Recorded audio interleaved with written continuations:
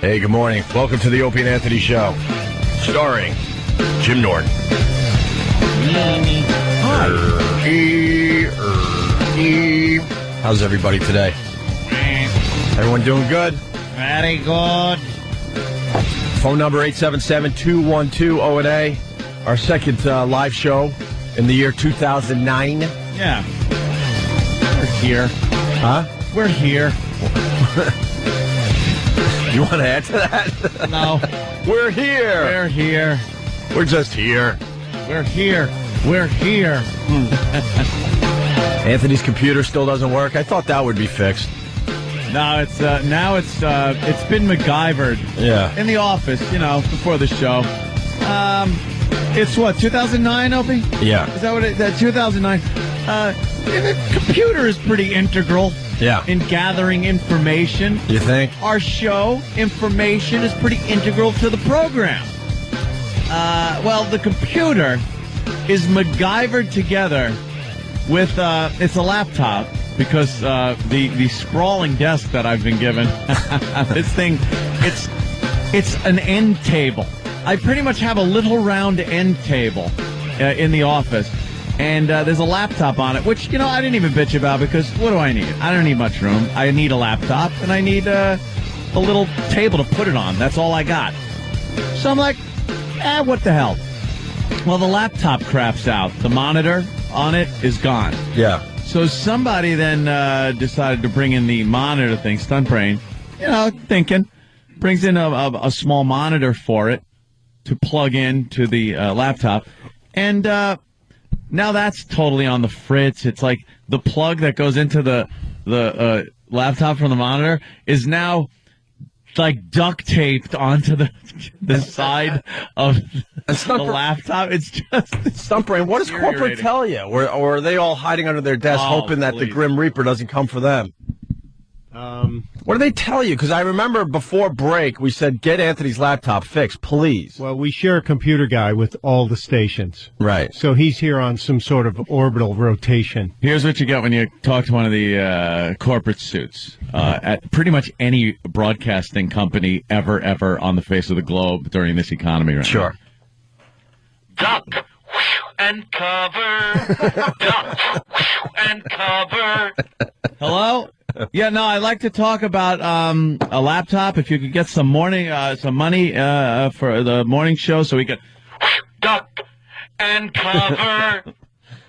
They are all horrified. Remember the golden age of radio? Oh, a mere 10 years ago, if we needed a computer, they would show us 4 brand new computers. Go, well, pick the one you would like. Which one you want? And the lowest rung one was more expensive than any computer I'd ever bought. Oh yeah, that's why we're in Dutch now, I guess. And then I sit in my seat today, and there's just a broken knob.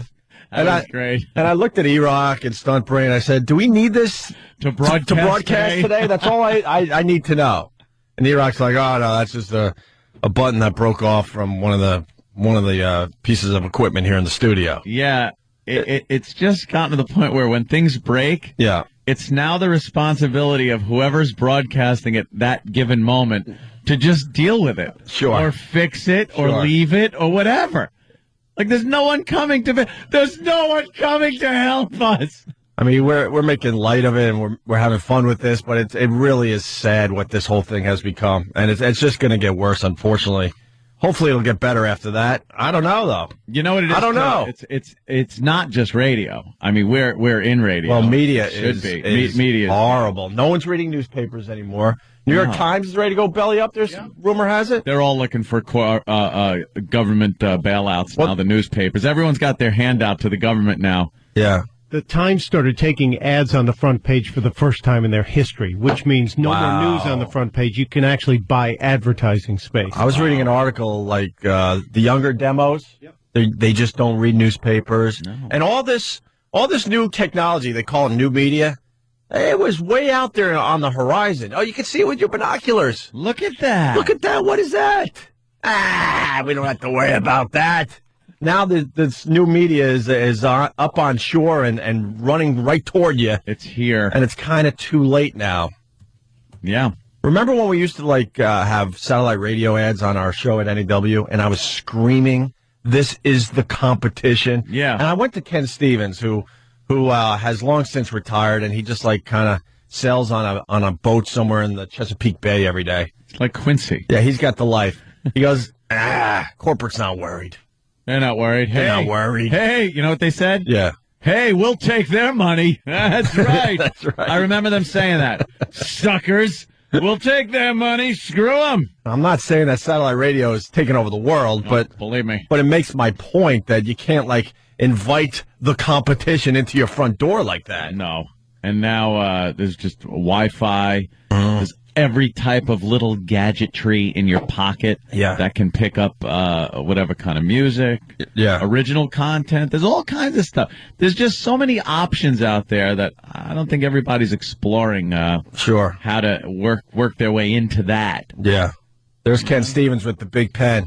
Remember when Oh, the big pen. That was our big contract. That's when we had a lot of leverage, and they want us to re-sign with the company, and we actually told this guy, we'll think about it. And every day went by, and we were working without a contract, but we knew we were radio stars. We'll get to it, Ken. And then one day he comes in with this. How big is that pen? 4 to 6 feet. Yeah, 4 foot, about a 4-foot pen. And he's like, "Please sign today, please. Mel's up my ass, please. I'm like, okay. Sign today, please. All right, Ken. Come Give us here. the big pen. Then we gave him a noogie and a pink belly and an Indian rub. And then we got him fired. Sure. You think this is how the dinosaurs felt? Yeah, I feel like I'm wallowing in a tar pit. You think like the meteor hit, wiped out most of the dinosaurs. Yep. All good radio shows, except for a few. And those dinosaurs were walking around going, I think we're going to get through this. We're lumbering around, just waiting. The sun isn't coming out anymore. The vegetation's dying. Right. I know there's a lot of dust that's blocking the sun, but I think we're going to get through this. Look, see, there's plenty of trees. Keep your chin up. With green leaves on them. I think we'll get through this. Yeah. We're just lumbering around with a little hope. With the caveman waiting in the wings to take over. Yeah, no kidding. No effing kidding. Yikes. And then, like, I get in trouble for asking, questions. Yeah. Stupid me. I ask questions. And I get in a lot of trouble, a lot. The station here in New York is now called 92.3 K-Rock. They kept that. The slogan is Where Rock Lives. And this is the question I got for whoever came up with that. A slogan they had about 10 years ago. What does that mean? Means rock. What does that mean? Has established a mailing address, and it is here in this building. So if you want to write a letter to rock, this is where you'd address it. It's easy. Oh, my God. All right, listen. We need every faithful listener to mail a letter to Rock. Dear Rock. What is the address? Because Rock lives here. Snail mail. Yeah. A snail mail letter. Yeah. We're 40 West 57th Street, New York 10021, I think. Okay. Very good. Where Rock lives. I asked the hard questions. I'm not trying to get in trouble. I want to make that perfectly clear. I'm just trying to help the situation. Yeah. Before, the meteor and the dust storm gets us. What does that mean, and how does that help us? That's all I'm asking today. What does that mean? I know we play rock here. I have to give you the right zip code for where Rock lives. It's 10019. 10019. That's 40 West 57th Street. Yeah. New York, 10019. I want everyone to write a letter to Rock. It starts off with Dear Rock. Just start off Dear Rock, and then whatever content you want. We don't even whatever you want to do. Because it's not for us, it's to Rock. Right. Where Rock lives, and the secondary slogan is the place where Rock lives. What does this mean, and how does this help us? I want to ask questions as I'm being kicked out the door. I put it to you, Greg. Right. What does it mean? I know this slogan was around a long time ago. Bless you, E-Rock. E-Rock, he's sneezing mayonnaise out his nose. Garlic butter saw, maybe? No, Sorry. I'm good. You all right? Right. All right. So that's where we're at today. Yeah. Still, Anthony's computer is not working. Goodness gracious. There's just buttons. Kind of just look. You can hear the buttons that I found today. I'm actually starting to, I think, lose sleep over this situation. Really? And we're on the same page. I'm Mr. Nothing bothers me. I skate. I skip through life with my shoelaces untied. That's the way I've been for pretty much the entire career until we screw up and have been fired, and then I freak out. Like we have over the years. But this is like the only time where I've been employed. We're here, but there's such uncertainty and crap going on that I am having trouble sleeping thinking about it. I'm up now at night going, I woke up at 2 a.m, and I'm just going, go back to sleep. And rattling through my head is just, oh my God, this has happened. This one, who's this idiot? They're pulling these shenanigans. This has happened.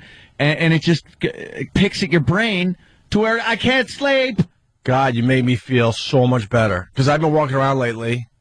First of all, I'm pulling a Steve Jobs. I'm not really eating anymore. I don't know why. I just decided I don't need to eat. Yeah. Steve Jobs has some weird thing going on where he's losing a lot of weight. They're saying it's some kind of, what? Nutritional disorder. Hormonal imbalance. Okay, so they're treating him for that.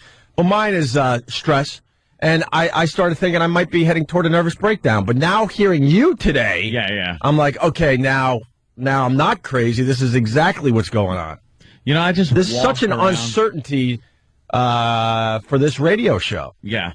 Not because we don't want to do it anymore. No, it's just the business itself is so uncertain right now. It's the business itself. The whole industry, the whole media industry, television. I'm talking everything. Everything that delivers entertainment and is offset in cost by advertising. Right. That is in trouble. Right. That's in big trouble. And I walk around my house sometimes and I find myself just talking to myself. Yeah. And then I say, hey, stop talking to yourself. But I say it out loud. Wow, that's creepy. I think I'm losing my mind. That's creepy. You think? Yeah. It's about time you acknowledge. Oh, finally. About time you acknowledge. And then for the faithful listeners out there that think they have the easy solution, the other side of this, and I'll don't worry, I'll keep it very vague, Anthony. Yeah, please. Has its own major issues. Well, again, and that's all I'll say. It's another advertising or subscription based, but it's the same thing. Everybody's in very difficult times right now. Yeah. With the economy, and broadcasting is really getting nailed hard. So. All right, so we're broadcasting from the station where Rock lives. I asked a question today to corporate. What does that mean, and what do you need from us to make this work? Because I don't really, I'll be honest, I don't get it.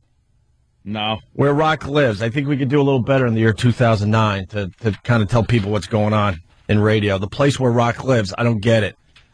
Rock lives on my iPod. Rock lives on my phone. Rock lives on my computer at home. Rock is everywhere. I got the old age home. That would be my box of CDs. Rock lives there. Still using those?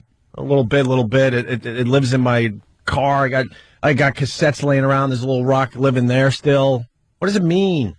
I plug my iPhone in to my vehicle. Right. That's it. Plug it in. The aux jack. Bam, I'm listening to whatever I want on my iPod, which is on my iPhone. Yeah. So another option. It's just ridiculous. I don't know what the end game is here. Basically, it's like saying Earth, where humans live. Right? Yeah. What defines us from the rest of the humans out there, sirs? Are we America? Are we Afghanistan? Let's define it a little bit better. We all know Rock lives. It's living everywhere. Yeah. It's living everywhere. Unbelievable. All right. I'm glad you're feeling the same stuff. And then because I was just laying in bed last night with my eyes just like wide open, looking up at the ceiling. I just have this nightmare that the second my divorce payments are up, I'm going to be making zero. Yeah, that's probably accurate. like that would be the ultimate injustice. That's probably pretty accurate. All of the gravy years. Yeah. I was shelling out checks. Yeah. And then right when it ends, it'll be like, well, I don't make anything. Yeah. That would suck so bad. All right, so Stump Brain, what's the address again? We learned today that this is the place where Rock lives, so we want all the listeners to step up. You know, you could do the easy postcard and write a letter to Rock, and we'll read some of the better ones on the air. Because this is the place where Rock lives. Absolutely. Thank God we finally know. Probably an office somewhere. It's 40 West 57th Street, New York, 10019. And write attention, Opie and Anthony, because then they can't just shred your mail. Yeah. Because that would be illegal. They would have to give it to us. Something is legal. That's right. And maybe a forwarding address could be left with the big boys upstairs. Whoever's left up there, I haven't heard from those people in God knows how long. And cover, duck, and cover. Yeah. 877-212-O&A. Lots to do today. We got a fine guest to sound. A fine one. And what else? Channel 11 just did a dumb story on alcohol and HIV. Wait till you hear this one. What? Oh, yeah. Yeah. Damn it. Do I have AIDS? They're being Captain Obvious. Well, what happened? Well, alcohol, huh? Oh, no. Oh, no. If this story is true, you'd be on your last leg. Opie and Anthony, stay there. You got that right. It's the Opie and Anthony Show. Broadcasting from where Rock lives. It's here among us, living, breathing, reproducing. Also, people are trying to come up with new slogans for this radio station in New York, eh? Oh, yeah? Oh, yeah. And then I look at the TV just before we go back to come back from break, and it says mystery smell. And then Jimmy goes, I smelled the mystery smell. Did he? Last night, it smelled like you know that smell you get under your car when there's something burning? Not like it's a fire, but it's like oil that's been burned on your engine, or there's some kind of a weird burnt rubber smell. I thought it was the car. Mm-hmm. And I'm with this broad, and she's like, no, that smelled like that inside the store. And I'm like, well, maybe my car is like blowing exhaust into the store. So stupid. Yes, you are. So you can smell the mystery smell all over New York? Well, from the Rite Aid by around where we live. Oh, yeah. Down to my place into the hallway. I mean, the whole area smelled like it. So I'm glad to see that it was all over New York. You know, some dude got shot up there, right? Yeah, 71st Street. God, I remember, like, growing up as a kid, and when you heard someone got shot maybe 5 towns away from you, you got all freaked out. Some dude got shot 2 blocks from us. Yeah? Jimmy and I live in different buildings in the very same neighborhood. And right up there at the top of the hill there, a little robbery, and the guy gets shot. And I walked by the place yesterday, business as usual. Oh, was it a robbery? They're still selling their lottery tickets and their magazines and newspapers. Closed it down? I heard it was a robbery. And then I heard that fine Godiva shop, which is also sort of in our neighborhood, had a little problem as well. What, people came back because they were too delicious? I love chocolates, folks. Right to your thighs. Hey, someone in the office, find out what the mystery smell is all about. What was the Godiva problem? I heard that there might have been an armed robbery. Well. Yes. Well, when the economy That's what I goes heard. in the crapper, some people start coming out of the woodwork, and they get a little desperate. That's right. And start pulling out some heat. Oh, I thought you were going to say pull out some shenanigans. Well, shenanigans. Shenanigans. Probably just a hungry fat girl. Couldn't take that smell wafting. Decided to stick a gun in someone's face and take a box of chocolate hearts. Drives her nuts. I can't take it. Every day she walks by and sees the lady in the front window just dipping chocolate. Oh, drove her nuts. I have to kill them. All right, we're going to do a Guess the Sound today. Guess the sound. I really want to talk about this sound immediately, but let's tease it a little bit. Just a little bit. Yeah. Get the TSL up and a little cume today. Right? Stump Brain? Yes, sir. Una, dos, tres,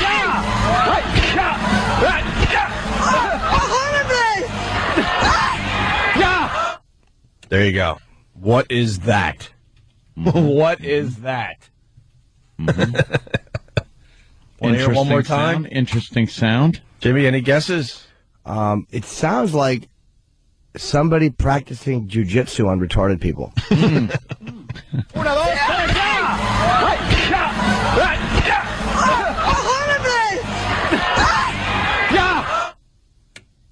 guess that sound. No, it is not Master Poe clearing out the studio audience. Very nice. Okay, here's this story that Channel 11 here did in New York. And a little HIV alcohol story. Uh-oh. I better listen up. And Ann taught me a thing or two about stats. Yes, stats are silly. I'll explain in a second here, but here's the story. Or the tease. You got to tease your story before you do your story. All right, ahead on the Pix Morning News, HIV and alcohol. Is there a connection? Find out in Fit for Life.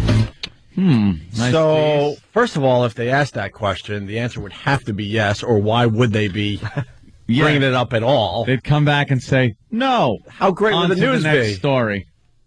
Yeah, it would be good. If they just teased her, just unbelievable stuff, and then just came back like, oh, the answer's no. All right. Now, Chet, it's time for sports. A link between walking and foot cancer? Right.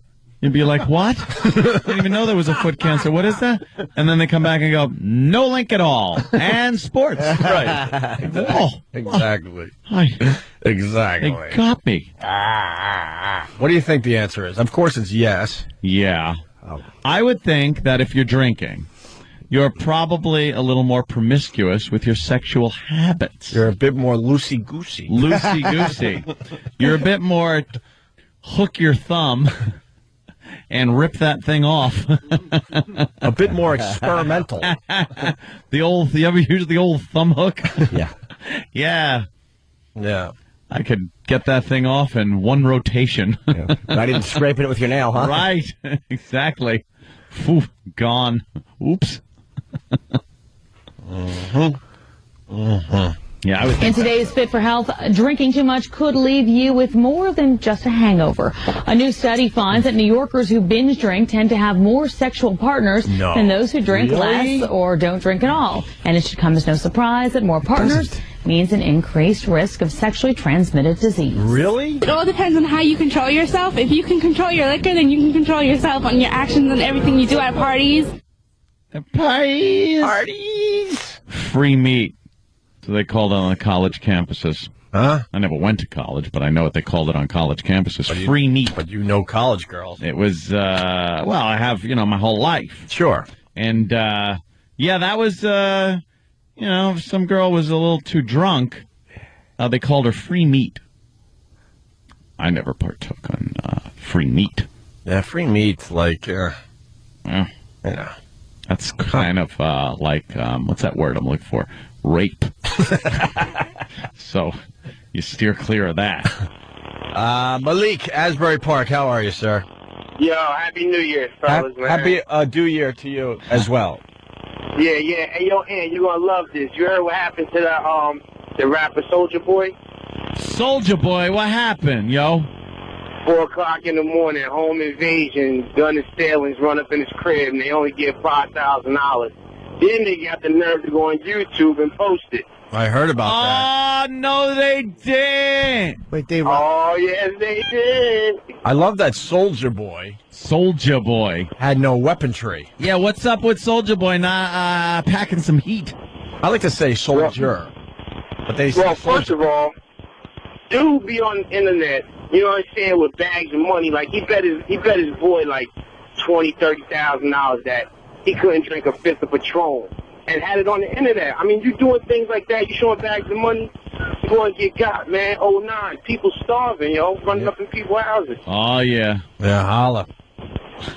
Holla. So how did he only have 5 G's off the guy? So all he had around the house? Well, yeah, that's all they said that he had. They said they wouldn't see, and all he had was 5 G's. Now, this kid is a millionaire, so I'm pretty sure that he's smart enough to know not to keep that much money in that house. You put it in the bank. You got that right, son. So, I mean, nowadays for people, 09, don't keep no money in your pocket because, people is digging in your pockets. They want to see ass and elbows. I'm feeling you. Certainly. You can't leave that much cheddar laying around your crib. Yeah, no That's right. Somebody might rob you in 1988. Word! Somebody's saying he was rich. And rich. All right, Malik. Yeah, I heard about that. And the video's up on all the video sites. They robbed him and videotaped it? Oh, yeah. I hope they wore masks so they're going to get in trouble. Put it on YouTube. Yeah. And put it on YouTube. No, they didn't. You know, you put a video on YouTube that shows a little boobage. They're all, you know. Yeah, they go a little crazy. But you know, this type of thing is fine still. They didn't tape the robbery. On YouTube. They taped the response because apparently Soulja Boy came out and made it sound bigger, and they came out and said, "No, we only got $5,000, and you don't have more than $5,000 in your house, and you didn't have 10 guys. You had one guy at the door, and it was 2 of us and 1 gun." So they kind of trashed Soulja Boy's account of the robbery. How about this? When you rob a guy at gunpoint, let him spin it how he sees fit.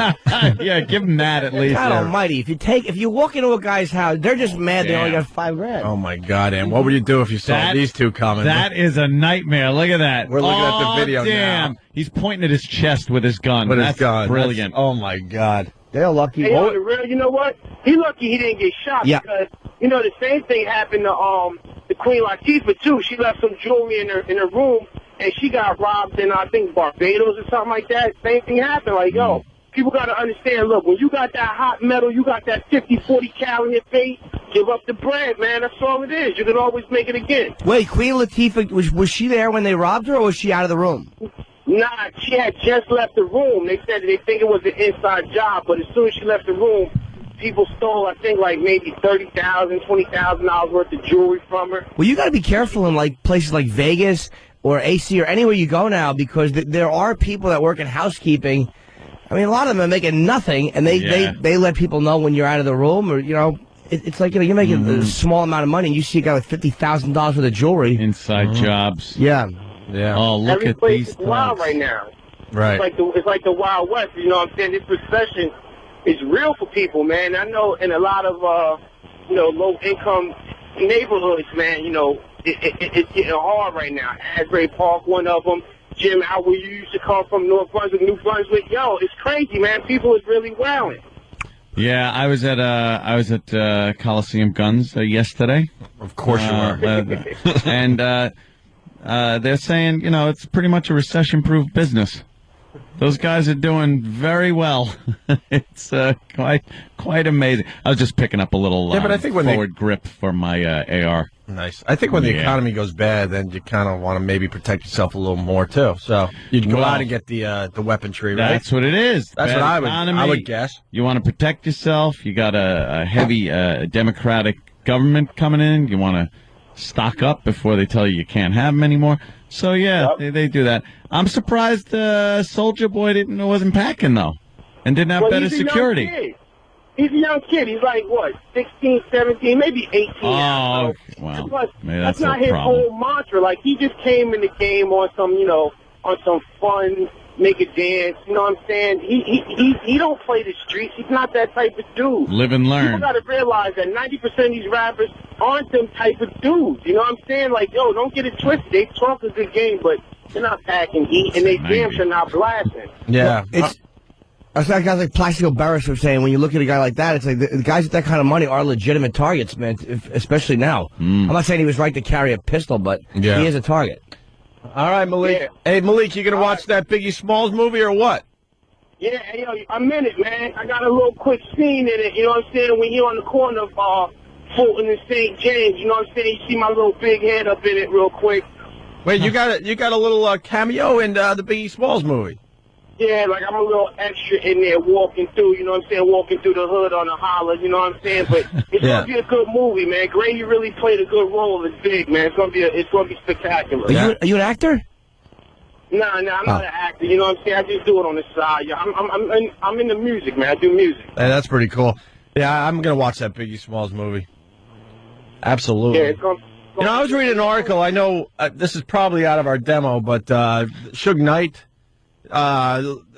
They were saying that he still has enough Tupac tapes to make many more albums or CDs or digital downloads, whatever the hell it's called these days.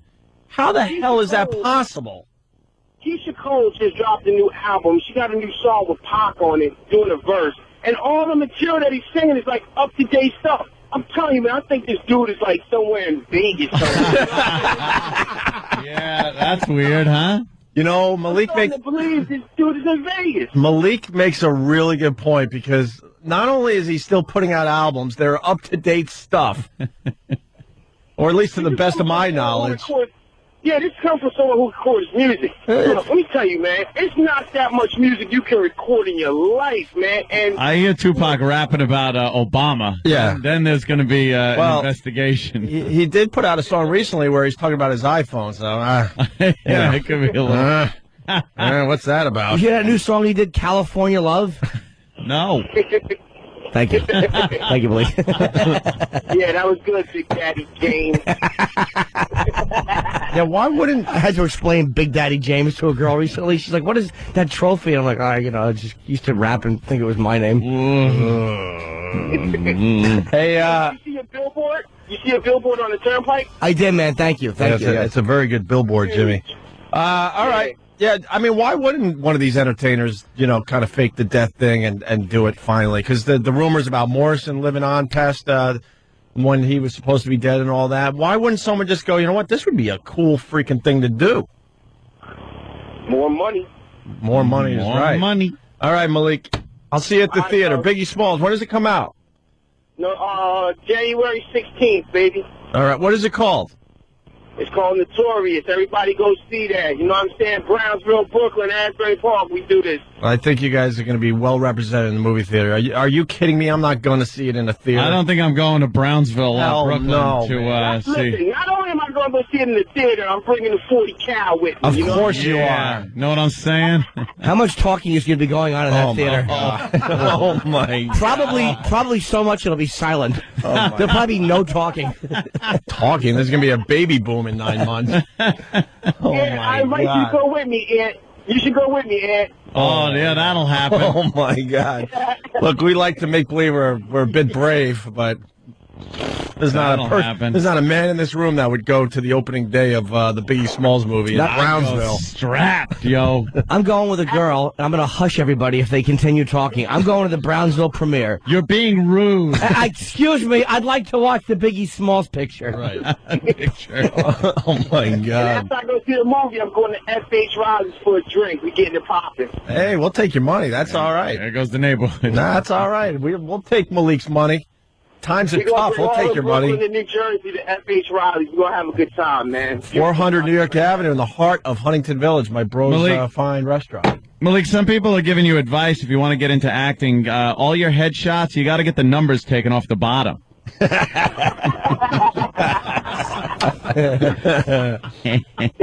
the je ne sais quoi that they need for Hollywood, the numbers, you know what I mean? Yeah, that must be it. All right, fellas, have a good one. All right, see you later. All right, Malik. You rule. Hey. All right, there's Malik. Who's playing Biggie Smalls? An unknown, right? Oh. I think. Oh, is it? Best way. Huh? I think it's the best way when you get... Oh, yeah, absolutely. I hate when those... do a biopic like that and they get somebody that... Well, that's the curse of being really famous in movies, and then they play a role, and you're like, but that's like... Was it Sean? It takes you out of the movie sometimes. What? Is it Sean Kingston? I don't know. I don't know. It's a black guy. Well, it's a black guy. Good. All right. Good. How great would it be if it was like a skinny Jewish dude? He put on weight like De Niro in the role. And put on old Al Jolson blackface. You can't find it there, E-Rock? It doesn't matter. All right, we're going to play Guess the Sound. A little tease before the break, and we'll tell you what this is. We're not gonna tease this all morning. That's crazy. Try to figure out what this is.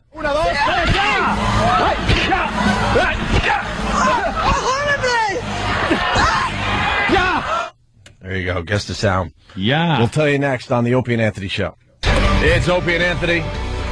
So there's a mystery sound in smell, in New York City. Mystery sound on our show. Mystery smell in the city. That's right. Sometimes there's a mystery smell on our show. That's right. It usually is emanating from Jimmy's backside.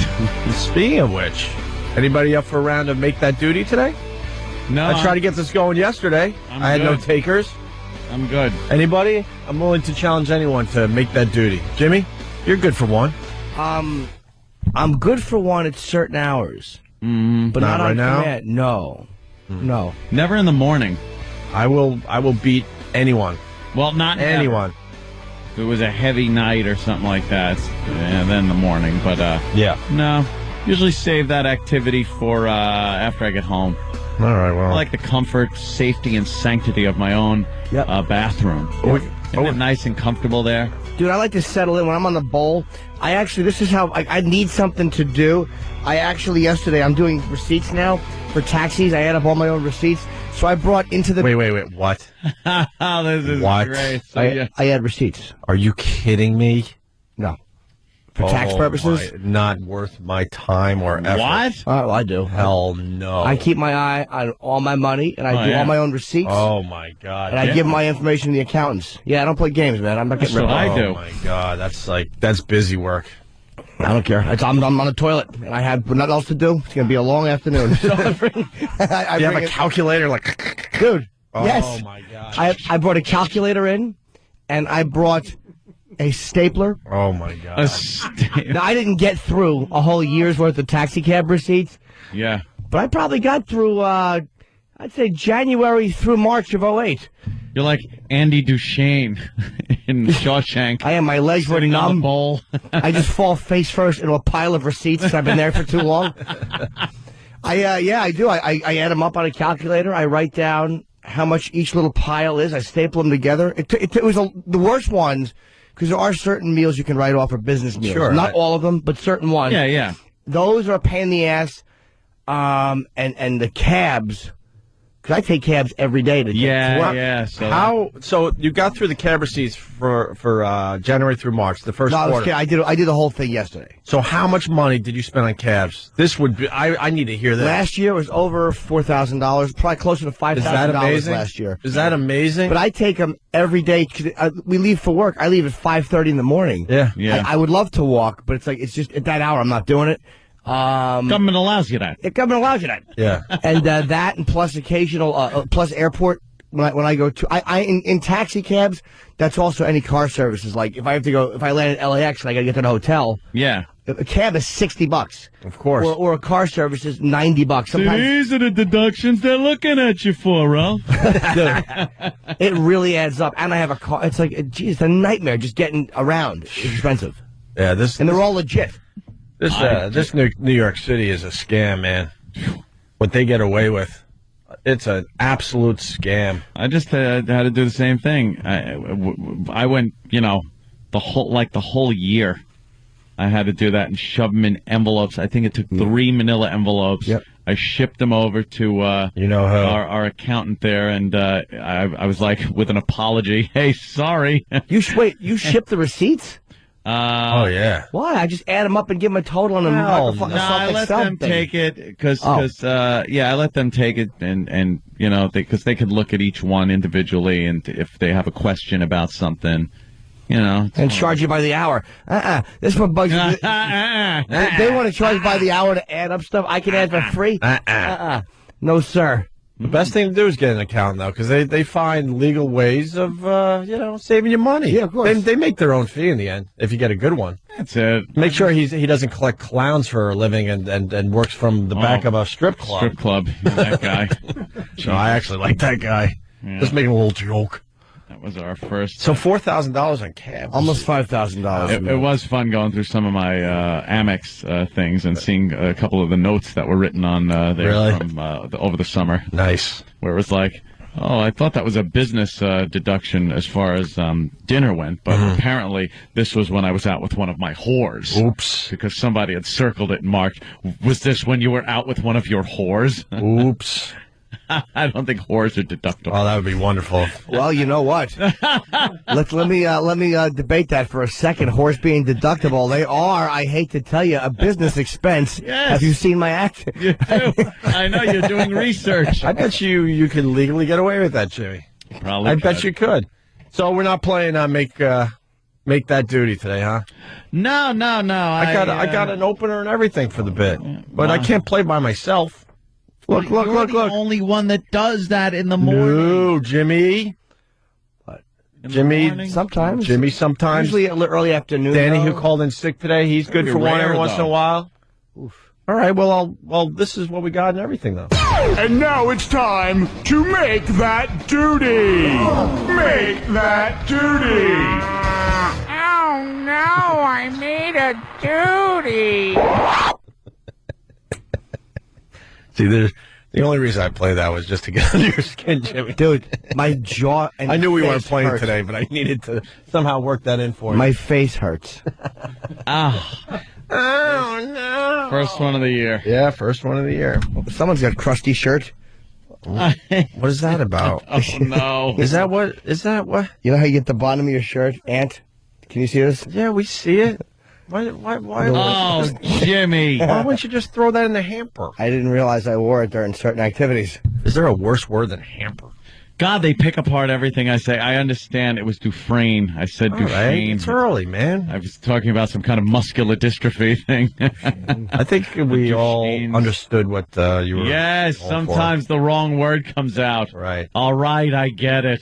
All we I've ask, seen the movie 8 million times. you as the listener, throw it through your filter every once in a while. Yeah, sometimes you don't have to comment. Just take throw it through as your one of those filter and things. go, okay, I know what he's trying to say. If it's important, the people here will pick each other apart. You Oh, don't yeah. have to worry about it. Oh, boy, will we. All right, so guess this sound. Why don't we get this out of the way and then move on to other things? We're trying to figure out what this is today.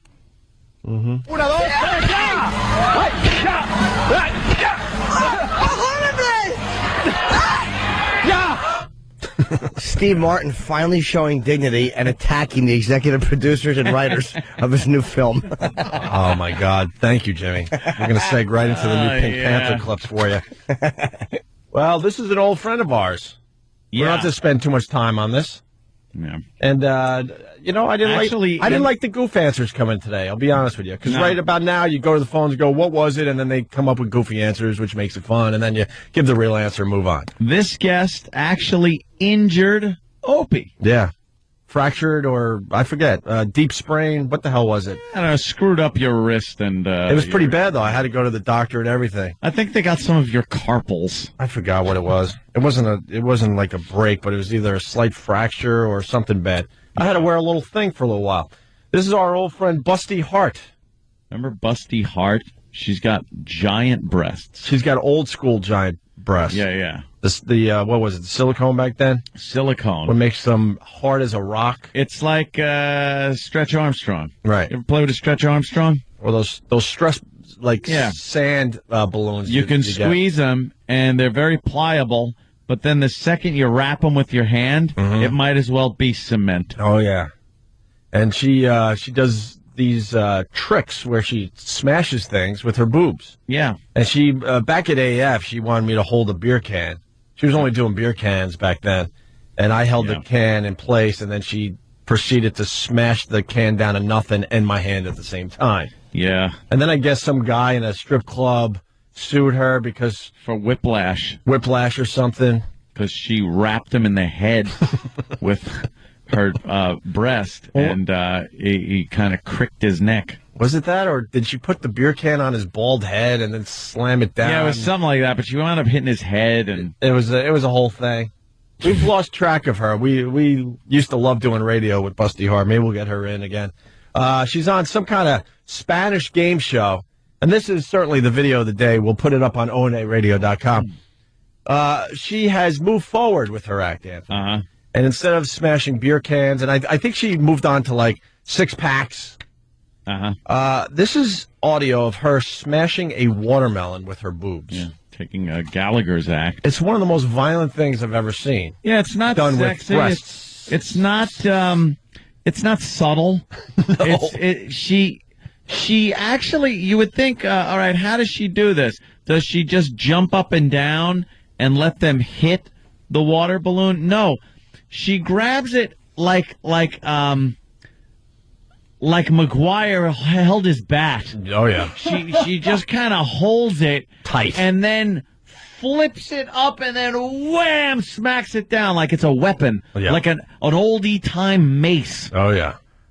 How about this? Why doesn't she stop that? Well, this is what she's known for. What else is she supposed to do? How about this? Watch this, Jimmy. I know it's radio, but she's beating her breast on top of a watermelon. Yeah, it's stupid. And she broke the watermelon. How is it stupid? She's just taking her breast and beating a melon with it. It is stupid. It's more than stupid though. That's unbelievable. Her breasts look awful. Oh yeah, we've seen those without the top on, and there's all sorts. Dude, of I think they're fake. Looks like LaMotta. They've been punched so many times and hit. She got cauliflower nips. It's just idiotic. Oh. It's like, what are you doing? I don't like this. Beating a melon with her breast. Why don't you cut it out? Spanish television. This is Emmy award-winning stuff for them. It's a political show. Oh yeah, it sure is. Sure is. So this is the sound again.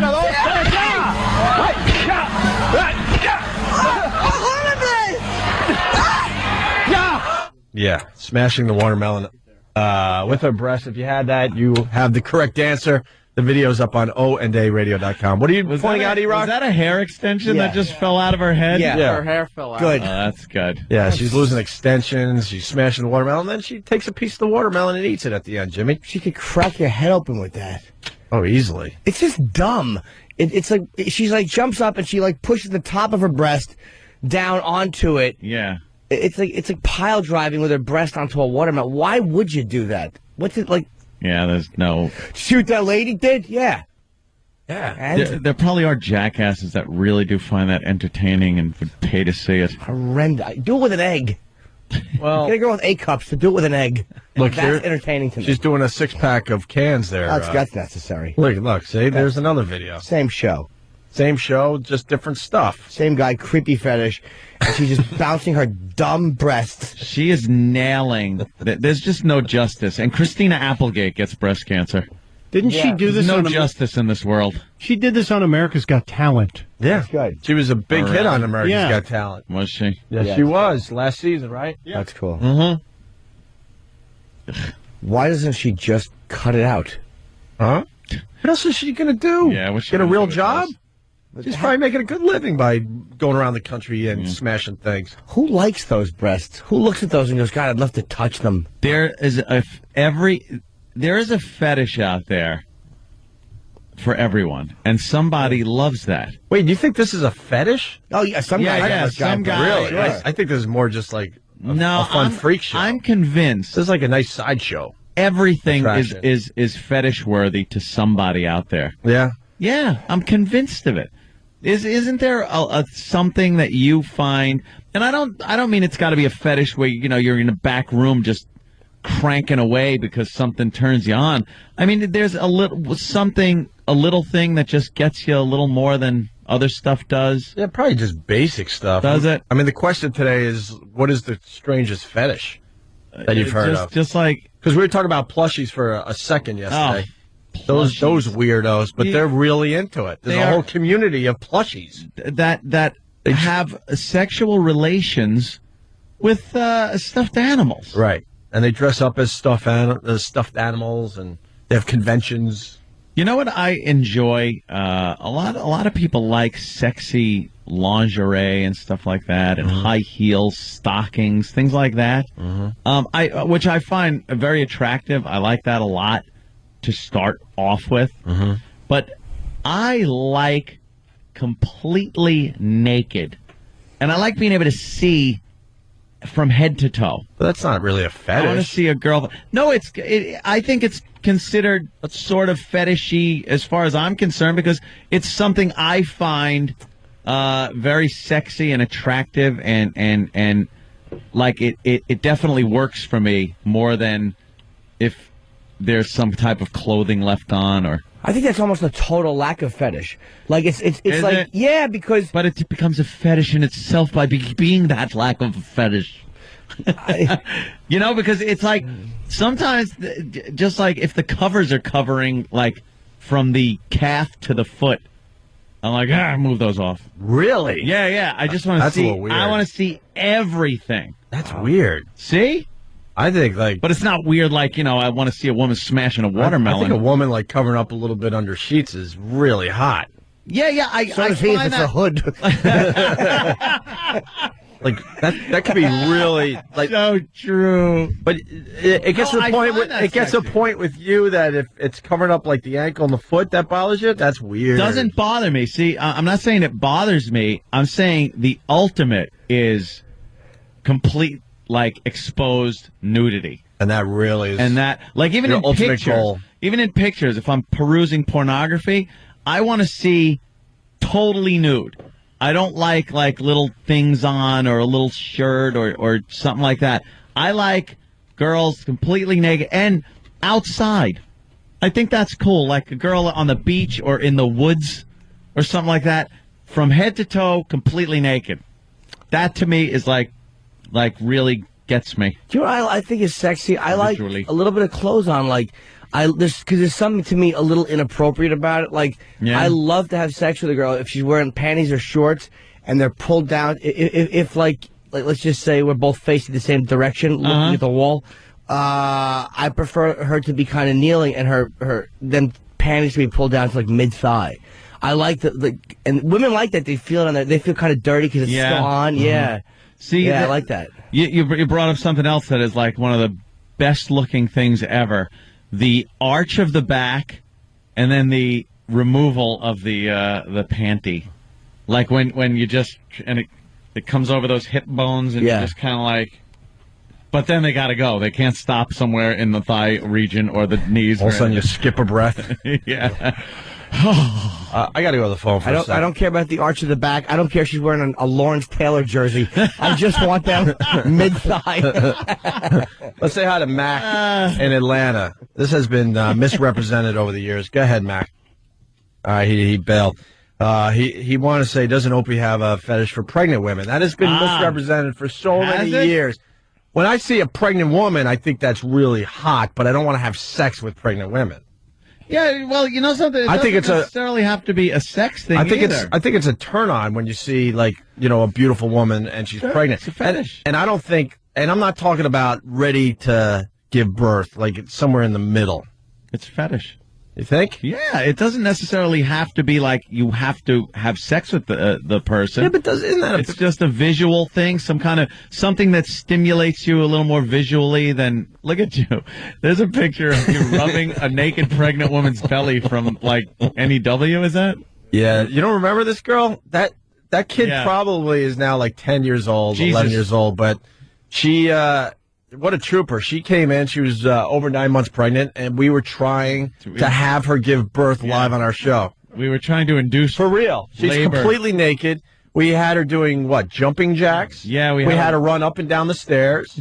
We had her have sex with her husband, because we heard that could possibly get things moving. Yeah. And she spent, I think, more than a couple days, trying to give birth live in our studio, where we would actually have to call the EMTs and go, wow, we have a situation here. Yeah. You better come in here. Boy, you think we'd get away with that now with the lawyers?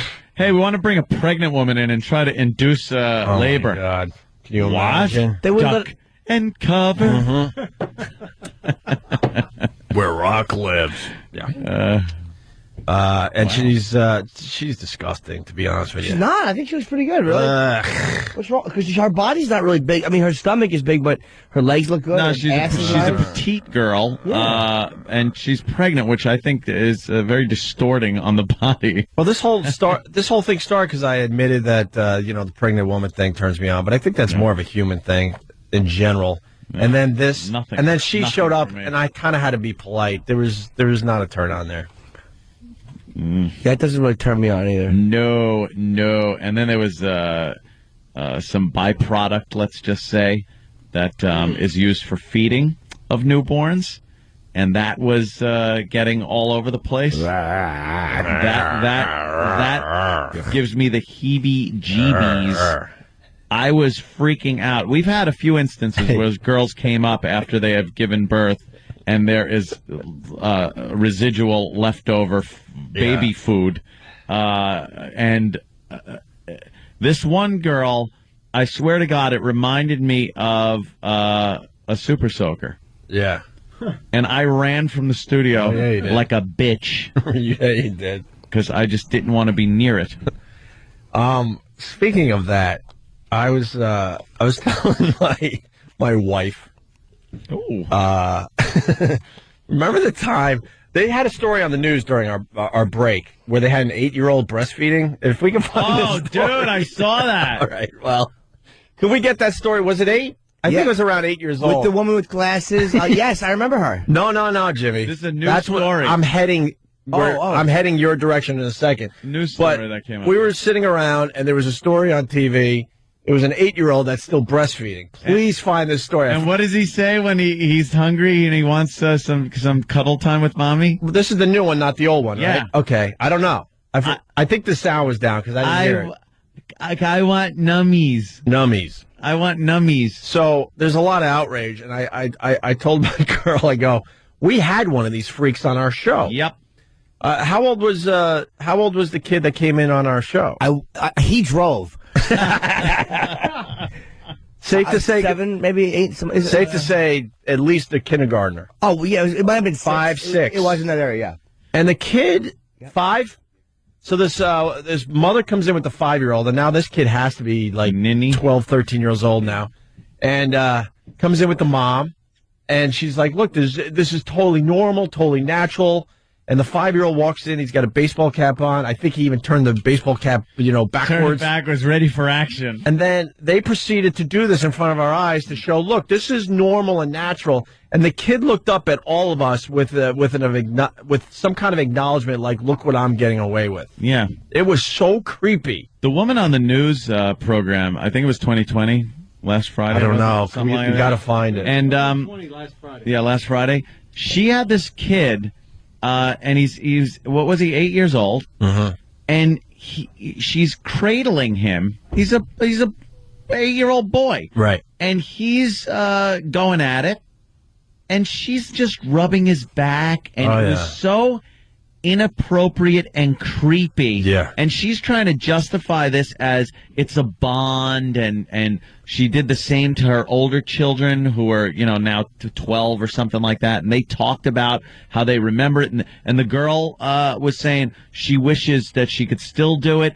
The 8-year-old was actually able to talk about things like the taste and things. It's like, what? He's too old. It's disgusting. You know what? 8-year-olds. That is such a not letting your child go issue that woman has. Oh, yeah.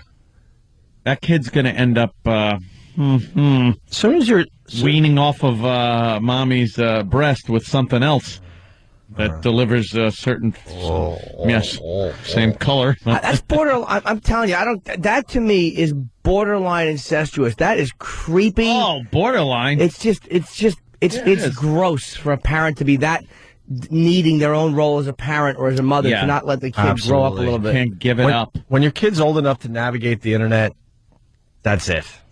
These little kids can do some wondrous things on the internet. At that point, stop with the breast thing. Look, this is it, Jimmy. Look at 8 years old. Is this an 8-year-old? Do yourself a favor and find this video today. There were 2 segments. One was 6. No, I think this is a girl. This is a different one. Yeah. No, this isn't the 2020. This one we were looking for it, and this was just a little creepy. Because I saw 8-year-old one. daughter. Yeah, this is a daughter. I saw the one with the redheaded 8-year-old son. Yeah. Hey, we got the son is attempting to get beverage. We got our youngest listener on the phone. Here you go, I'm on. Hey, JC, when are you going to be 14? April. Oh, man. I think you're going to lose your title of youngest Opie and Anthony listener. What? Come on, guys, please. You're gonna have to grow up. I don't know what to tell you. He's going to be like, hey, guys, it's JC. How you doing? Yeah, there's 12-year-olds knocking at the door getting ready to listen to this show. Yeah. What do you got, JC? Anyways, yeah, I did watch it. It was frickin' the scariest thing I've ever seen. Yeah. It was kind of disturbing. Yeah, you're seeing a kid. He's 8 years old. He's able to talk. He's walking around. It's, he's a regular kid. He goes to school, and there he is, breastfeeding. Yeah. Yeah. Creepy. They kind of, in Europe, it's usually maybe 6 months more, not 7 years. Yeah, because they were talking compared about to the U.S. In other parts of the world, this is a common practice. Yeah, in parts where they're starving. Maybe. Yeah, it's the only food, right? Maybe the women could help us out. What's the age? Over a year, it's got to be creepy. Look, here's the I don't even think you thumb. should get to a year, man. Here's the rule of thumb. Maybe in Zimbabwe they have to. Yeah. Never breastfeed a child longer than they'll remember it. I don't recall it. I don't recall breastfeeding, Right. and that's how it should be. Right. It should be the same thing as having your diapers changed. All these stupid things that make you feel like an idiot. Yeah. You shouldn't ever remember when you get older. If you're 8, you're going to be 18 sometime. You're going to be with a girl, perhaps, maybe. I think Mom might be. I want nummies. And you're going to want your nummies. Yeah, in the freaking movie theater. That'd be a little embarrassing. I love JC. What else you got going on, JC? Nothing much. I have the joys of applying to New England boarding schools. You're one of those kids? You can't call us Little anymore. rich brat. No, We got a boarding school rich. brat on our hands? That's cool. No, I'm not rich. Dude, for Christmas I got laundry service and a fondue pot, okay? That's a crappy Christmas. Your Christmas sucked. You should have gotten some nummies. That's hilarious. They see you rule. It's hard to wrap nummies. Yeah. What else is going on in the world, JC? What is a 13-year-old concerned about?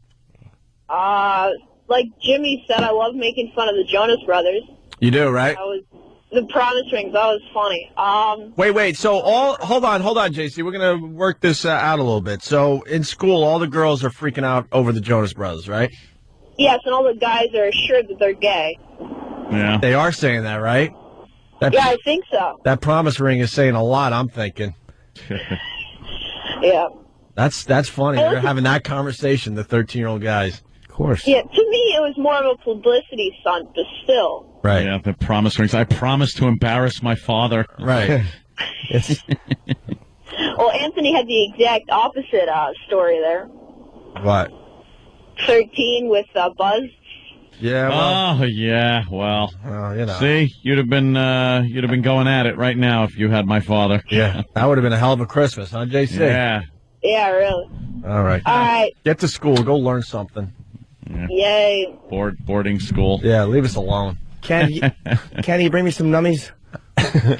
Erica, Bloomingdale. What's that? Ninny. One of them said ninny. Yeah, we're but getting the another audio. one said nummies. We'll There get the was audio. Like a few of them. So don't bitch me out, people. After the break, we'll have some of that audio. But first, Erica, Bloomingdale. What's up? It's very, very creepy. Breastfeeding past a year. My daughter's 18 months. 1 year, needed myself back. That's it. Gotta detach. Yeah. Let them go. Is that what that is, you think? Is that like the mother holding on to her role as a mother and as a caregiver? You know what? I don't know. Yes, it's a very bonding experience, but when it comes down to it, like, you have to get back to yourself. When you look at your partner and they won't go anywhere near you because that's their child's food, you gotta get yourself back. Well, the woman was talking about that. The husband was sitting next to her, and she said that she was asked, "What do you do as far as your husband goes? You know, having a romantic moment." She goes, "There are times when I'm the mommy, when I have to, do my mommy thing, and then there are times when we're romantic and intimate together with the husband." And it's like, it's not romantic or intimate. No, she's just, she's doing her duty until she's able to go back out and pretty much abuse her son. Yeah. Well, it sounds to me like she's a little too immature to be a mommy. Yeah. Because at that point, you have to have that connection with your partner, and that can't be involved. It's just creepy. Another excuse she was using was, well, a child sucks his thumb until they're 10 years old. So wouldn't you rather give the child love and companionship and cuddling aside from, some plastic thing or sucking his thumb? No, that's some plastic little difference in your personal body and your space. All right, Erica, we're heading toward a break, and we got to get this audio on, so thank you. Have a great day, boys. Right on, man. Fiance still breastfeeding at 1.5 years old. It's not as bad, though. Let's go to Erwin in Toronto here. I don't want to lose these calls. They're too good. Erwin, what's up? Hey, what's up, guys? Oh, Canada. What's up? Nice and cold here. A friend of my dad's, I found out that he was breastfed until he was 10. What is that about? 10. And his mother lived with him until she passed away, and Put her up on the window in the second floor of the house. Wait, he became a rapist? Yeah, I found out that he tried to rape a pastor's wife. Oh, wonderful. And He's probably thirsty. The pastor's friend shot him. All right, some of these breastfeeding videos I'm looking at are pretty hot. No. That's kind of something about that. Take the right baby there. away from it. It might be. That little baby hand grabbing is not hot. It's disturbing. Look at the fullness. She's actually she actually has very nice ones. I'll give her that. But get that baby out of that picture. Look at the little pudgy baby hand. Yeah, it's cute. Oh, Baby looks cute, but it's not sexy. It's gross. All right, Erwin, thank you. All right, thanks, guys. A lot of people call, and Little Britain did a breastfeeding bit. I saw the Little Britain breastfeeding bit. Oh, my God. You watched the Little Britain on HBO? We had those guys in here. Oh, right. I think I saw that one. Rob. Hey, what's up, guys? Hey. Yeah, on Little Britain, this guy and his mom go to visit their family in America, and they're sitting at the table, and he just turns to his mom, and as he's staring at the food, he goes, "Mommy, I want my bitsy." And she's like, No, not now. He goes, "Mommy, I want my bitsy." And she unbuttons her top, and he just starts suckling away. Yeah. And then when he's done, she just starts patting his back, and he burps at the table. Yeah. And it's just so disturbing because he's like 40-something. He was like a grown man. They were visiting their relatives in the United States, and in the middle of just hanging out, communicating and talking with each other, he had to breastfeed in front of everybody. It was disturbing. I'm sure that video is up online somewhere. Thanks, Rob. Thank you. The calls are too good, but we do have to. Let me just squeeze. They never. I go hang through the break. Do us a favor, and they all leave because they got to go to work. I don't want to lose these. Big John, Oregon. Make it quick. Hey, guys, that whole show was weird. The first segment was about women that had orgasms during birth. So that whole 2020 show last Friday was all weird, man. And then they had people that had fake babies, little plastic babies, but they treated them as real. So that whole 2020 show was weird that last Friday. You know what? They're trying. I've been doing radio since I was 18 years old, and every once in a while you learn something new. I never heard that was possible until just now. Is it possible for women to have the big O? I would when they're giving birth. Whenever anything's going on in that area, you probably it was really creepy. Hit a nerve. I don't know if that's hot or creepy. That is weird. Creepy. Man. Terrible. Anything that involves a baby is disgusting. What if the baby still hasn't been born? Yeah, it was. I don't know. That's That's disgusting. All right, I got to go with weird. Looks like a sewage treatment plant. Everything's pouring out. Yelling push, there's a scalpel. Oh, who needs it? What's wrong with this woman? One more, then I'll break their stunt brain. Don't have an aneurysm on me. What do you got, Chris? Hey, out in Orange County in California, in the local paper last year, I think it was the Register, we had 3 people that were stranded on a boat after a crash, and it was 2 adult males, and it was a lactating woman, and she breastfed the men to keep them alive, and it made the paper and it made the local television, and it just seemed real creepy, and I just couldn't believe they printed it, and there you have it. That's not creepy, dude. If you're living, for survival. It is kind of creepy, though. Find that story, too, please. I'd have to be really, on my last leg. Oh, boy, okay. I'm dying here. you got a little... at what point do you do things like that? Just carve away the dead and start eating them?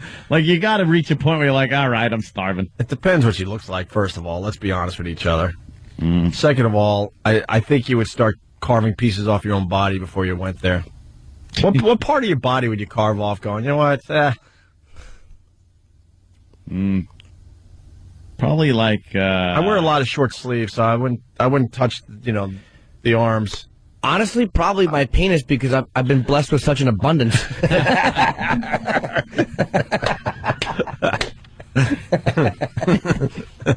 Would you take a bit off your rump for survival? I bet a bunch of people would do that out of the back of the thigh or something like that. Yeah. If you had to carve yourself up to survive. Just a little bit. Where would you take the piece off you? Back of the thigh. Probably, right? Yeah, back of the thigh. Not the butt. Because if you're wearing pants, you might have like a little indentation. So in between, like, the butt cheek. Anywhere between the bottom of the butt cheek and the just above the back of the knee where the ligaments start. Yeah. There's a lot of meat back there you could dig in. I think you might be right. Scrumptiddlyicious. Wait, are you talking about wearing pants where you might see a little indent in the back? You're starving to death, and you're worried about how you're going to look in your Jordache jeans and your cowboy boots? You got to look good after you're going to be doing the talk show circuit. You don't want to walk out and sit down with a big hole in your butt cheek. All right, here we go. We're going to take a break. We got some great calls. It's killing me that we can't continue. Stay through the break. Yeah, that'll happen. 877-212-0-A. Hopefully the audio from the 2020 breastfeeding show after the break. And also some great audio of a kid freaking out because he got a Wii for Christmas. Wait till you hear this one. Opie and Anthony. Let's go right back to the phones and say hi to Melanie in Cincinnati. Melanie, welcome to the Opie and Anthony show. Good morning, fellas. Good morning. How are you? Good. Good. I think I would stop breastfeeding when my child got teeth.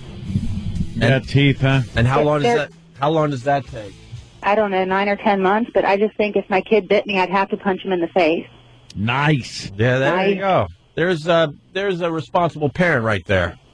Well, at the very least, the teeth are coming in. Stop with the breastfeeding. I think that's right. I think that's fair enough. No recollection. That's what it should be. No Have a recollection. good day, boys. Happy birthday, Jimmy. Thank you very much. Oh, Jimmy, we almost forgot. I got a little surprise for you a little later.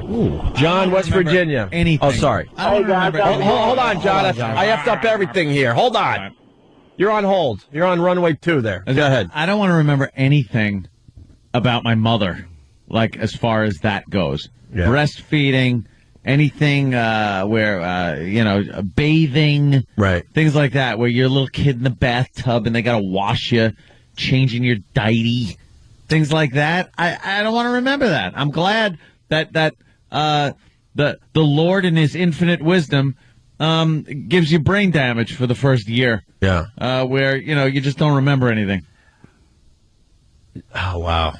One of my nephews or nieces had a hiney problem. And as Jimmy would say. Oh, Uncle Paul. Easy. I just knew that was coming. Easy. And I asked my brother or sister. I want to keep it very vague because these kids are getting old now and they're starting to listen to this damn show. Yeah. I go, are they going to be affected by this hiney problem? Meaning, are they going to remember they had a hiney problem and wonder why people were taking care of the hiney problem? Right. If you know what I mean. I'm trying to talk so they don't dump out. Yeah. And the answer was that, like you said, no recollection, not developed enough to understand that would possibly be perceived if the kid was a little older as maybe like a sexual thing. Right. You understand what I'm saying? Yeah, that's what that's when you gotta take care of all that nastiness. Yeah. When it's just gonna be wiped out. It was a lack of problem. As I made the international symbol of not able to move the bowels. You got to get in there and make sure you take care of the situation. And I'm like, but if that happened, does the kid think what the you know what I mean? I was 7 years old. Oh my God! Over my grandma's house. I was over my grandma's house. Yeah. And I was constipated. And it was hurting me so badly that my mother took me to Dr. Fuchs. Dr. Fuchs. What, that's how she told you he pronounced his name. It was a woman. Dr. Fuchs. Well, there is the special attachment. Yes. And I remember Dr. Fuchs doing something. I didn't know what it was because no one forewarned me what was going to happen. My mother just goes, "Oh, we got to go to Dr. Fuchs." Yeah. So I went there, and what she had done was used a suppository. Well, you got to get that, in place. Now, yes, in order to place that, she put on the glove. And watch Caligula. Yeah. Well, it might as well have been for a 7-year-old, and I was a little crybaby, of course.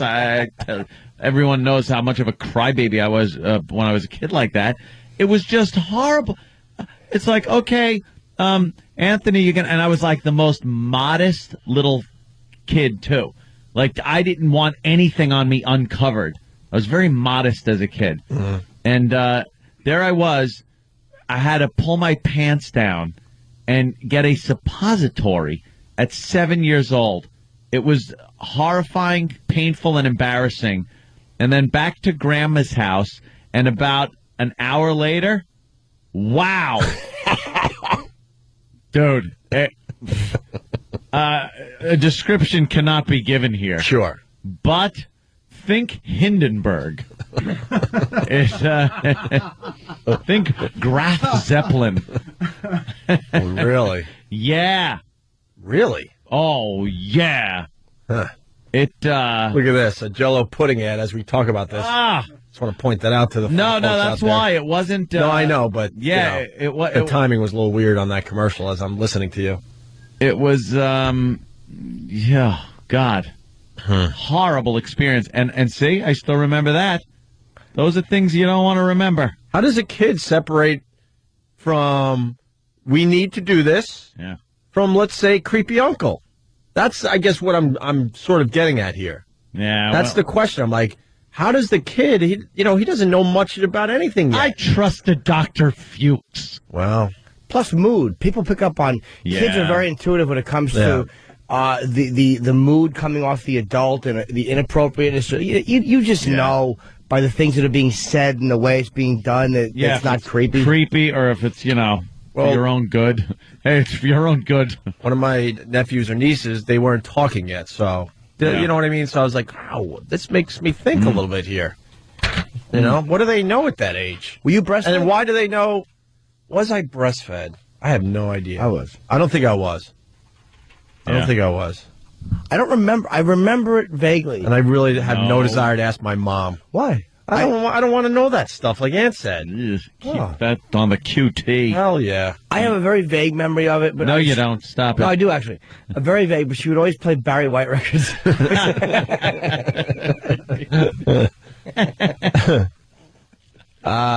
See, we got Cody from Arkansas. Mom gave my brother a suppository when he was 14.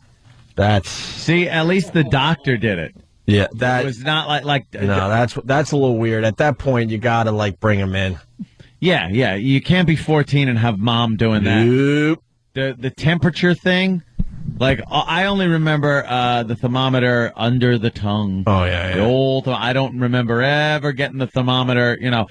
Sorry, it doesn't have to be that accurate. No kidding. All right. You're gonna give me a St. Joseph's baby aspirin or not? I don't think you need to know if it's 0.1 degree different. Who gives a crap if it's 100.5 or 100.7? Yeah, exactly.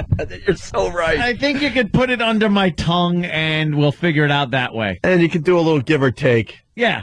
One of those Plus or minus. One of those baby aspirins isn't going to kill you, Then you do a little guesswork. You're so right. Doesn't have to be that accurate. You are so right. Oh my God, that's great. Back to breastfeeding. The phones are lit, and we got the story of the Dominican woman. This was brought up before the break. It wasn't two guys, by the way. Oh my God, listen to this. We might have had this story when it first hit. It seems kind of familiar. Dominican woman keeps 16 lost at sea alive with her breast milk. 16. It's a busy bee. In a touching act of compassion and heroism, a Dominican woman saved the lives of 16 people who were lost at sea nearly 2 weeks by feeding them her breast milk. Oh my God. Did they do it the old-fashioned way, or did she kind of maybe put it into some kind of container? An open hand or something. God, no, I just read the worst part of this story. What's the worst part? The 15 men and women took turns suckling briefly each day to stay alive. Elena used her mouth to pass the milk back to her sister to drink. So I guess the one that was supplying it, right? She couldn't get it, right? So her sister would, right, and then pass it back to her. Boy, that survival thing, survival instinct is a strong one, isn't it? Oh, boy, is it. Wow. Oh, boy, is it. God. This mother, 31, a mother of a 1-year-old, was among the group of Dominicans embarking on the nearly 100-mile journey across the shark-infested waters of the Blah Blah Passage to Puerto Rico in search of a better life. And better life, huh? Oops. On day 5 of the ordeal, after praying to God for help, this mother, who did not bring her baby on the dangerous journey, thank God, because, we would have carved that crap right up. Oh, yeah. That's a nice roast right there if you're starving to death and hoping to survive. It's like a cartoon where you start seeing it. It looks like a turkey. I used to love those. That looks delicious. Yeah. Told her younger sister, Elena, to try her breast milk. And then the mother offered the milk to everybody on board. Everyone, treat yourselves. At that point, you kick a few over. Yeah, you got it. You got to start by looking around. It's the Darwin thing. Who's old? Who's infirmed? And then maybe you give up some of your breast milk. Wow. They all live or what? Yeah, looks like it. Oh, okay. On day 11, they finally spotted land with the help of a homemade sail and the currents. They drifted closer. Daybreak on the 12th day, they used wood from the sides of the boat. And most of the group spent several days in the hospital after that. But they survived that ordeal thanks to that giving mother. What a gal. Hell yeah. So we got the audio from the breastfeeding special that 2020 did, and we got phones that are lit. Wife didn't breastfeed. She thinks it's gross. That's Jared from Boston. I'm just going to run down this. Sounds like a very nurturing woman. Yeah. There's a fine line between, sick if you're breastfeeding your kid until it's 8 and being a cold, icy bitch of a mom. Yeah. Ex-wife breastfed daughter till she was 4. That's Rob in Jersey. New woman who breastfed 3-year-old. He would say, I'm thirsty. That's Dave in Scranton. Dr. Steve needs to do suppository day. That's Matt on Long Island. I like that idea. Me too. Oh, my God. Can you even say this on the air? No. James from Kansas City. 2-year-old daughter had trouble pooping, so my mom blanked her blank. Bump. Let's see. Does it have anything to do with the way one would enjoy space food? No, not like squeezing. No. Like that. It's sort of a rubbing motion. Sort of a rubbing motion, I guess, to stimulate the area so maybe it can that's crazy. Act like it's supposed to and maybe loosen up a little bit. Oh. And then we got a brother divorced wife over breastfeeding her kid until she was 4. And then we got John in West Virginia. This is where we were going. That's right. John, what's up? Hey, guys. How you doing? Good, man. My wife stopped breastfeeding about 6 months because my son wouldn't take it anymore. He needed a bottle. Yep. And those things would get full. And when we would be intimate together, if you would just latch onto one, it would just spray you in the face. And it was the dirtiest. That ain't going to wash. Nah, you know what? John doesn't know how to do clean radio, unfortunately. Yeah, I kind of knew that was coming. Yeah, I figured I wanted to do, but I figured we'd give it a shot at it. I tried cleaning so it did up. his wife. That's right. All right, John, thanks. Like a clown. The thing is head blew up. A carnation. It's one of those trick carnations. All right, we got to do a little catch up. We got to do another break. Then we got the audio from the 2020 breastfeeding special. It's just amazing. Got a bunch of 6-year-olds talking and. Can I just say, how is this chubby fruit still relevant in 2009? Dude, Danny called out. He's doing it best he can. Oh wow. Sorry. Gene Simmons, who doesn't have a hint of a muscle on his body. Gene Simmons. I mean, Richard Simmons, sorry. Doesn't have a hint of a muscle on his entire body. No. Never had a hint of a muscle. And he's on TV with that dumb red tank top with all the sequins on it. And all the and news short people are behind him doing his stupid non-working workout thing. Right. And he's knock-kneed. He's a knock-kneed Mo. He's getting nothing done. Knock-kneed Mo? Yeah. And he's got cotton candy hair now. Yeah. You see right through it. But he's got another freaking thing that he's shoving down everyone's throat. Well, no pun. Oh, look at this. He is in awful shape. It really is amazing. He's horrible. Why is he still on these shows? I don't know. That guy must laugh, the weather guy, who's like built like a brick crap house. Mike Woods? Yeah. He's a problem. He's 60 years old. Richard Simmons is 60. But 60. he looked like he was 60 years old 20 years ago. Yeah, he did. Ugh. He's really 60? How old are we getting? Nothing worse than an old queen. Huh? I said nothing worse than an old queen. I always said, leave the gay for the young. Leave the gay activities for the young. Right. Old Turkish taffy coming out of the bottom of his shorts, his shorts. Looks like a whole goddamn package of Hubba Bubba someone chewed. And we got to do a little boo-hoo for Oprah. She's fat and she's telling the world. Right. How many times does that make? I'm needy. I need potato chips. No one cares. People are losing their jobs, Oprah. Way to be in touch with reality. Yeah. You ate a lot of potato chips and you're over 200 pounds. That's just like losing your job and wondering how you're going to pay your effing mortgage in the coming months. I eat too much and Right. you're looking at your kids and wondering how you're going to feed them. Right. God, perfect timing by Oprah to talk about her weight gain. People are suffering, and she's like, I can't stop overindulging. Right. Yeah, exactly. That's horrible. No one else gets that. She's a billionaire, and she's bitching that she gained a few pounds. Eats too much. I guess you're just like us, aren't you, Oprah? Shut up. Yeah. Why don't you pay a bunch of people's mortgages? Or just mine. Yeah. Mine too.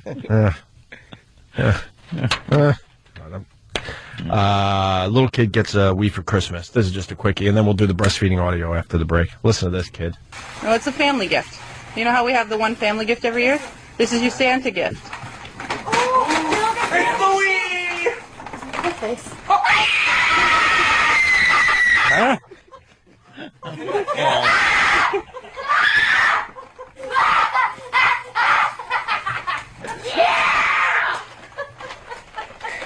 You ready? He's got one. He's doing worse now. Wow! How great would it be just to break it in front of him? Oh, my God. That would be awesome. Well, there is another video on YouTube making the rounds where I think it's about a year old, though. Yeah. Or is it new? I'm not sure. This young child is given a box that is wrapped up. He unwraps it. It is an Xbox. Did this child want an Xbox? He's so happy. He opens up the box, and there's clothes in there for him. In the Xbox packaging? And then his relatives are going, well, you got clothes. You got clothes. And the kid starts crying. It's like, we couldn't afford the Xbox. Why are they using the Xbox box?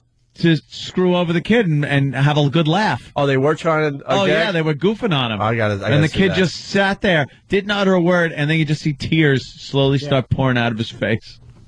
They eventually gave it to him, but they videotaped him crying and then humiliated him on the internet. I never saw him give him the story said they gave it to him later in the day. Oh, the story said that? Yeah. I didn't see the video. They said they couldn't afford it. I had a similar thing happen, but it was another video game way back when. But they gave me the a box of socks, and there was a video game in it, but I needed socks, and so I wept and demanded socks. My parents said, "You're a weirdo." That didn't happen. It did. Never lie. Fair enough. Breastfeeding audio after the break from 2020. Opie and Anthony.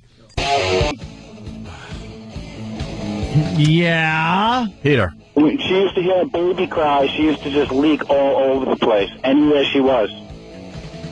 Who? That's natural, though, isn't it? Who? Yeah, my sister. Your sister would hear a baby cry, and then she would start... she would start just leaking, milk all over the place throughout the bar. I mean, if you look online, there's probably all kinds of products out there also that stop the leaking. Does that really that happens, right? If a woman hears a baby cry at that time, their body just reacts. Yeah, they just start. They just hear it, and all of a sudden, it just starts spewing the milk out. Huh. There you go. All right, so if you're hanging out next to some woman who's breastfeeding, after she puts it away, just give a fake cry. Nice. Thanks, Peter. We got to get to this audio from 2020. We weren't going to spend too much time on this, but boy. Hot topic. Hot topic. Taking over the show right now. 2020 did a breastfeeding special while we were on break, and it was creepy. I saw it, Ant saw it. Yeah. It reminded us of the time some some woman brought a kid in to do this very thing. On our very show. Right. Yeah. Ooh. Let's start with this clip. Robin, husband Stephen, and their 3 children look like the classic American family. Until you see this. Tiernan, their kindergartner, is... Tiernan, their kindergartner, is still breastfeeding. Now, I don't have to tell you that a lot of people, upon hearing that you're nursing a 6-year-old child, the reaction is, ugh. And I don't understand that. In this culture, breasts are viewed as sexual. We use breasts to sell everything from beer to motorcycles. But then toddler is in mom's arms nursing for what they're supposed to be used for, and everybody freaks out. Yeah, because it's a 6-year-old. Yeah. We're not talking about a newborn here. And no one is. This doesn't do the bit justice. You got to see the video. It's so creepy. It's horrible. What is she talking about? This is not normal. And it's not about sexualizing the breasts. It's about inappropriate needing that connection. It's not about anyone being sexual. It's just, it's inappropriate to breastfeed up to that age. Mm-hmm. It's a dependency you shouldn't have the kid have on you. Yeah, it's a problem that the mother has, that she's going to screw the kid up. Yeah. You're breaking the kid. I don't know what the proper age is, but I know that 6 years old is a bit way too old. I think that's why people can't understand it then. They think that you're just providing... This dummy. Is this Al Roker's dumb wife who does horrendous pieces all the time? What? It is, right? I think it's Deborah Roberts. Well, why don't you be real? Wait, is that Al Roker's wife? Yeah. Who is? Oh, yeah. I didn't know that. Oh, yeah. Another dumb story from her. Yeah, this broad. That's her? She sucks. Listen, she's taking this woman seriously. Why don't you go, what the F is wrong with you? God, she looks like she should be Al Roker's wife. Yeah. Let's get real in the media. You're sitting there like this. You should be yelling. What's wrong with you? It's a 6-year-old. I think that's why people can't understand it then. They think that you're just providing sort of this odd sense of comfort when you can just maybe hug them or rub their back. How many 3- and 5-year-olds do you see that are still sucking their thumbs or still using a pacifier? I would rather my child come to me and have comfort at my breast than get it from a plastic pacifier. Good. Why are you taking this woman seriously? Al Roker's wife, because I don't really know her name. It's a 5-year-old. You guys see the kid's wearing glasses. Kid's got glasses and red hair. He's going to be beat up already at school. Yeah. Now he needs this. So what do you say when you want to go and have some... Oh, now she has the sit-down interview with the 5 or 6-year-old. Yeah. Al Roker's wife.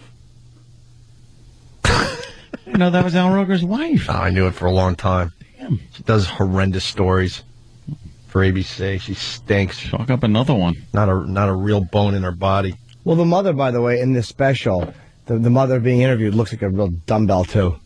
Yeah, She's kind of a boxy-faced idiot. Boxy-faced idiot. She is. She has like a shoebox face. She's really irritating me.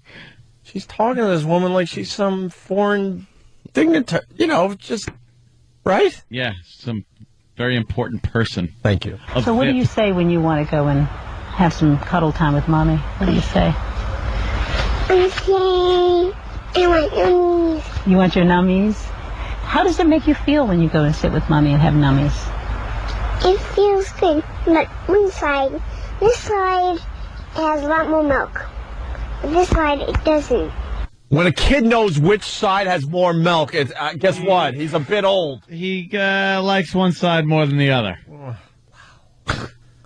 Doesn't he sound underdeveloped for 5, or is He does. Doesn't he sound like is that? I mean, I don't have kids, but doesn't that sound like Yeah, he's all whiny. Doesn't he sound like a little bit of an underdeveloped 5-year-old? Might be a little shy. He's on TV 6-year-old? and all that. I don't know. She 6, should be saying, 7, look, 8. you do realize that this is a little weird, don't you? Yeah. It has a lot more milk. But this side, it doesn't. And how long do you About do the it one for? in the middle. I do for a long time. I'm going to stop until I'm 9. You're going to stop when you're 9? It's the best time to stop.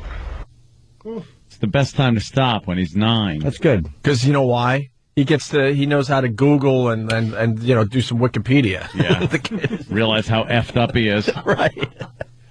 Look, I did my research. I think I could get away with this until I'm 9. Oh, God, his mother sucks. And Al Roker's wife sucks. We've had conversations about what it tastes like, and he says it's very sweet, tastes like vanilla ice cream. That's what throws a lot of people off. I have heard a number of people say, when a child can come to me with teeth and ask for the breast, it is way too late. Right. And everybody has their comfort level. I would never force this on somebody else. All I'm trying to do is let people know that it does happen, that it is perfectly normal. It's not normal. Perfectly normal. Well, because she said so. Well, it's good that you're saying that, Jimmy, but what about Al Roker's wife? That's some real TV right there. You look her right in the eye and go, this is not normal. I'm sorry. Al Roker's wife is just still trying to deal with the fact that her husband's head is disproportionately large to his body, which was shrunk by science and surgery, and not an ounce of stick-to-itiveness.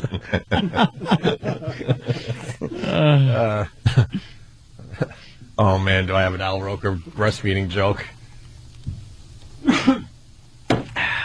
Leave that one alone. And finally. There are no signs of problems with Robin's older kids, Morgan 12 and Siobhan 9, each breastfed until age 6, but appear to be well-adjusted and happy, and were eager I spoke to them in their crib.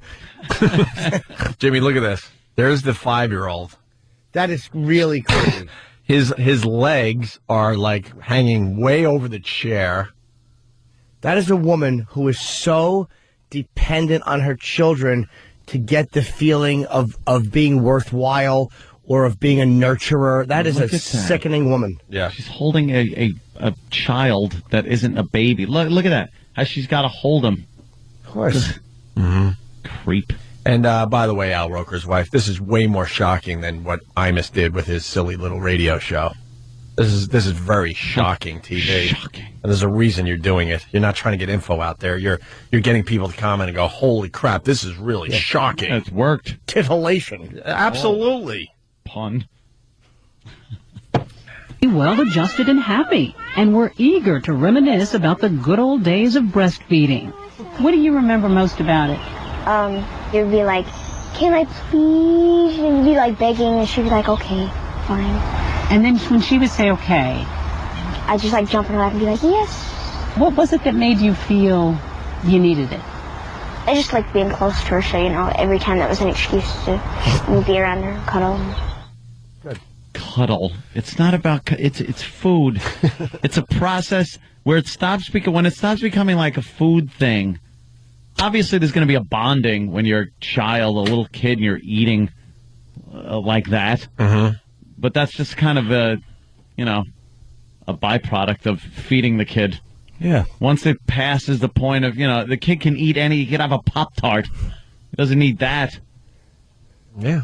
Or get the real vanilla ice cream. Yeah. Tastes like vanilla ice cream, right? Yeah. You want to get a bowl of vanilla ice cream and feed the kid while he's on your lap? There you go. There's a bit of dairy in the ice cream, too. Yeah. Everybody wins. Hard-hitting questions from Al Roker's wife, though, so I applaud her today. I don't like the fact that the kid's like, it was an excuse to snuggle up to her. It's food, idiot. Yeah. Why don't you just grab a plate of spaghetti and hug it? Stupid dependent child. Let's go to Illinois. Snuggle with a roll. You and a Kaiser roll. I'm hugging a Kaiser roll in my Snuggie blanket. You're a fool. With that, Nick in Illinois. How are you, Nick? How you doing, guys? I got a little rule of thumb. When a child can sit for a sit-down interview with a news person, that's time to quit breastfeeding. He's doing interviews. Yes. Hey, wow. The shock on the phones is just wonderful right now. Joe in Jersey. Joe. Morning, boys. I just want to know how a woman lactates for 6 years. Yeah, that's true, too. Where's that coming from? That's a very good question there, Joe. Doesn't stop if the kid keeps doing it? Yeah. Watch out. What's wrong with people? Let's go to Melissa in Jersey. You know what I do when I'm lonely? I get in bed with a bowl of Chex Mix and I cover myself in it. I roll around sweaty in Chex Mix. Melissa. Yes. Hey. I think this woman's insane. This kid's going to remember this. He's a boy. He's 6 years old, and he's going to remember this forever. You remember Dr. Fuchs when you were 7. Dr. So, Fuchs. Yeah, so like I'm saying, this kid's going to remember this forever, and I think it's going to be completely screwed up for women. I think you're sending the kid down the weirdo road, if you know what I mean. Exactly. He's going to turn It's into a insane. weirdo. Yep. Totally freaking me out. It's disgusting. I nursed my kid for 5 days, and I couldn't do it. Really? Disgusting. I can't. No, I can't do it. God bless It you. is disgusting. I think that's a little extreme too. Well, No, it's disgusting for a 6-year-old, not for a okay. newborn. Okay. Yeah, she could barely get past 5 days, is what she's saying, and she was ready to move on. Yeah, I couldn't. My kid was ripping my stuff off. I couldn't do it. You like So- Oh God, I'm sorry. That's what I'm saying. So, I mean, I can't even imagine molars and teeth and everything. It's just absolutely heart-wrenchingly gross. I can't take it. You like the fact that I have no kids, and yet I'm almost a child-rearing expert? I really should just be slapped in the face with a piece of raw steak. You just know what's wrong. Yeah, you just know what's wrong and what's right. It's basic knowledge. Dave in Canada, how are you? Yeah, pretty good. Happy New Year, guys. I'm too. just wondering during this whole thing, like, where is the dad? Like, why is the dad not speaking up about that? Yeah, where is the dad? And why doesn't Al Roker's wife sit down with the husband? I think they did talk to the husband briefly. Then I apologize to Al Roker's useless wife. They thought he was the unknown comic. The husband had a paper bag over his head with eye holes cut in it. Exactly. Yes. They're embarrassed. Of course. Yes, that rectangle skulled codependent zilch over there is the woman I married. Getting info. As long as kid keeps, doing that, she will keep producing the food. Oh, is that how it works? Yeah. I don't feel bad for him. He's going to get made fun of so bad in school. That doesn't make sense. But he is going to be made fun of at school. Let's say hi to Steve in Philly. Steve, how are you? Good morning, boys. If this was normal, we'd be interviewing the ladies that didn't breastfeed her kid till he was 6. True. Yeah.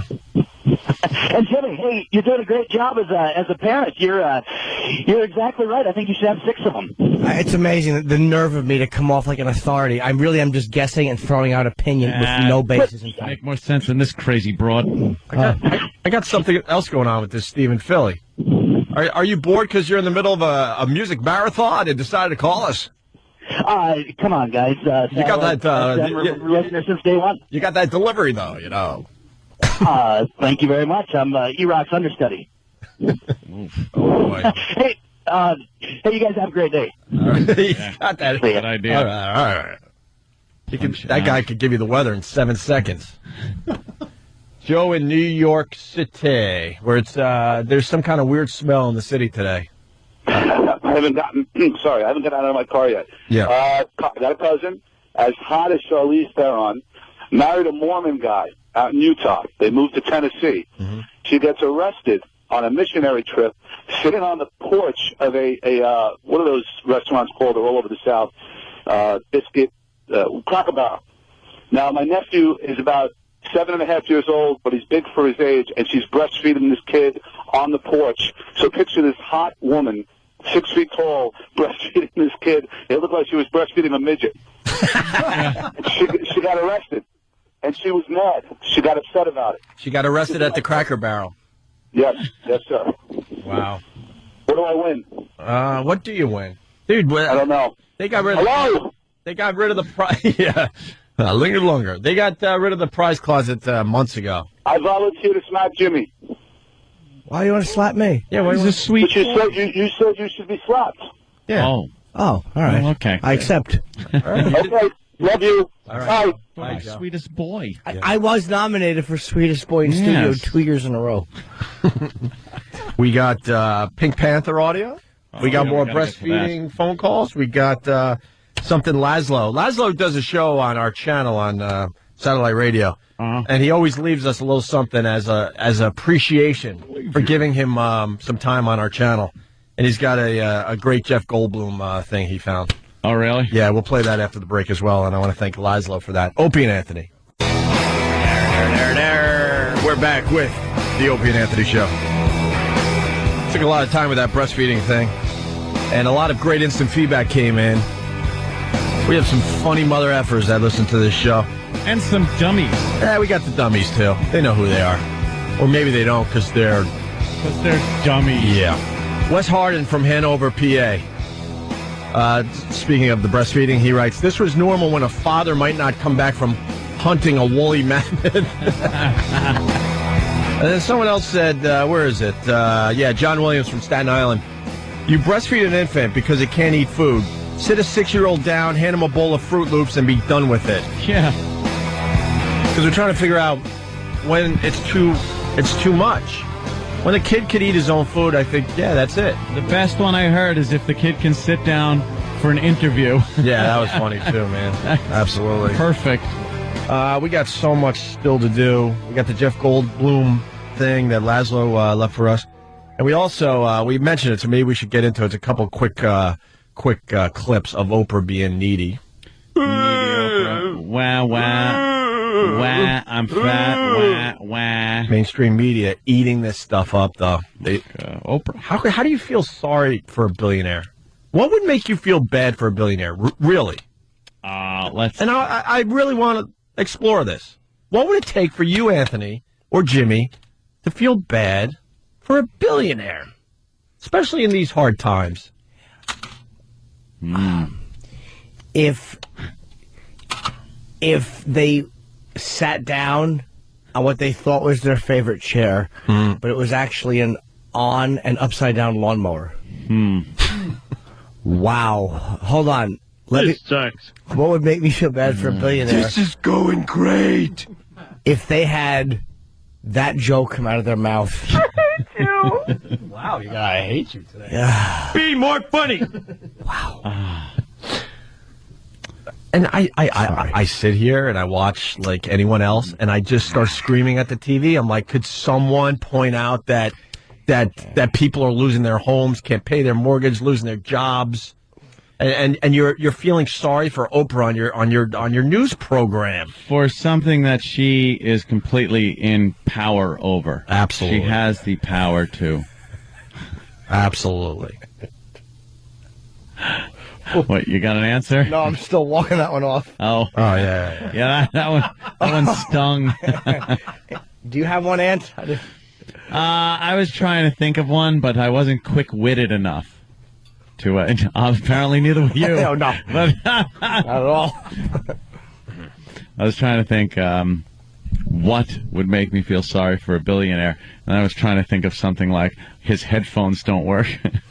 No, see, Steve from Bayshore had it beat. What did he say? He wrote, "What would it?" You're on the same page. He writes, "What would make me feel sorry for a billionaire if the cops started actually giving out tickets every time they pull him over?" Okay, look, I'm no billionaire, that's for sure. See, everyone's on the same page. But the news, they're like, "Oh, poor Oprah, poor." Well, shut up. Listen to this. Here's Oprah's doctor friend. Dr. Fuchs thought Oprah was depressed. Oprah says her drug of choice was. I hate needy people. God, Jimmy, do I hate needy people? Yeah, and you should. I hate needy people. Get a hold of yourself. Yeah. When you care about someone, and I think dramatic music for a billionaire that ate a few chips. Bling. The bling bling piano music. Bling bling. Is there any real people out there? I asked that today. They're certainly not in broadcasting. When you care about someone, and I think I felt she was losing her zest for life, and that was one of the saddest moments. She's losing her zest for life. What an attention-seeking baby. She's had a career that has lasted longer than most people would dream. Oh my God! Success. I don't even have to say it. Everyone knows how successful she is. She makes the Forbes every year. Mm-hmm. And what seems to be a active life. She doesn't seem bored. Mm-hmm. I mean, she's got things to do. A lot of charities she's doing in Africa, opening up schools and everything.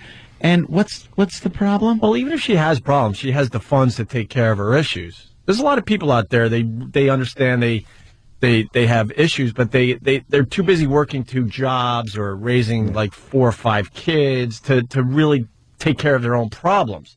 She doesn't have any of that worry. I'm sad because I ate And I eat because I'm sad. I'm needy. Where's the potato chips?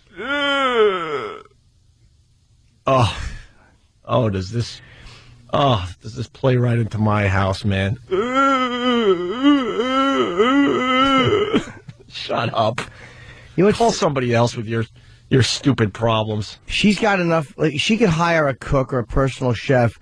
Because the hard part about eating really healthy is a lot of healthy food sucks. Mm-hmm. She could have somebody who can cook her amazingly good food, and even desserts that are good, that are not that bad for you, and yet she's still whinging. Shut your fat face. You know, Jimmy nails it. There is food out there. It's hard to find, but if you're a billionaire, and like Jimmy said, this person could be pretty much living in your house. Yes. There is healthy food out there. You come upon it from time to time. That is just I swear, as good as a greasy hamburger. Yeah. Really. You still want to throw the greasy hamburger in you every once in a while, but there are some amazing, tasty, healthy foods. Mm. It's not like the old days where you get a salad without the dressing and you suffer. Yeah. There's some amazing, good tasting stuff out there. Yeah. You know, for the average Joe who's traveling and trying to raise a family. Oh, go screw yourself. And you're eating on the run, not so easy. But billionaire with a chef possibly able to just hang out at your house, very easy. And a personal trainer in your house if you want, who could just specifically design a workout regimen for you that's not even as painful, because they know so specifically how to target what you want to do. It's like, just shut your fat, whiny face. You were a weather girl. Right. She was a weather girl years ago, and she's probably the most powerful celebrity in the country. I thought you meant in the group. She's worth 2 points. That's pretty good.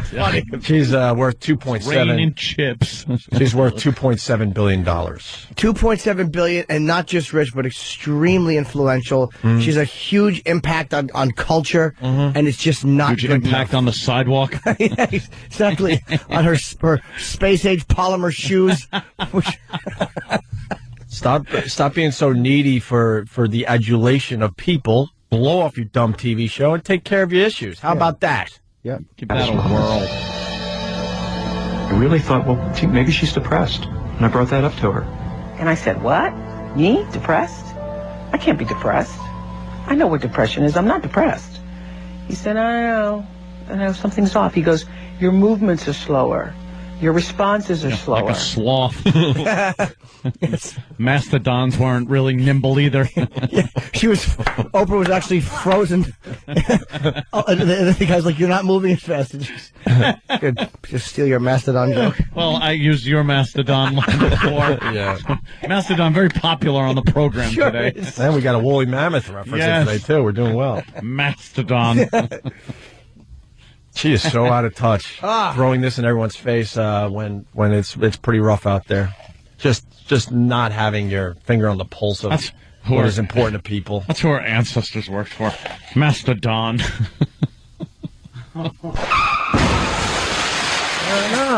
I give you a pass. No, that's awful. I thought of it. And then said, no, I bombed earlier. No, I was just going to say, though, but I do have a better answer as to what would make me feel bad for a billionaire. Oh, yeah? Oh, yeah, Jimmy? No, I don't.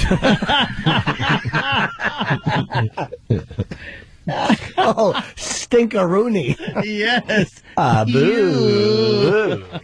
Your responses are slower. There's a dullness about you. Mm-hmm. So it's called your show. Not for you. Fatso, I'm tired of your show. Today we have Dewey.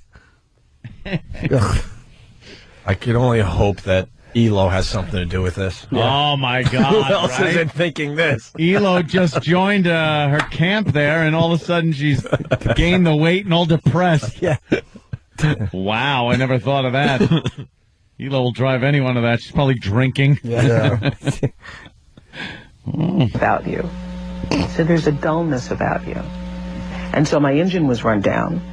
And when my engine runs down, we are run down. My engine runs down, I fatten up the caboose. Yuck.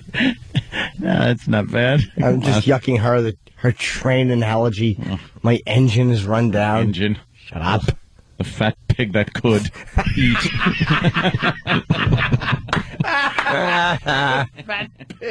Take that one, billionaire.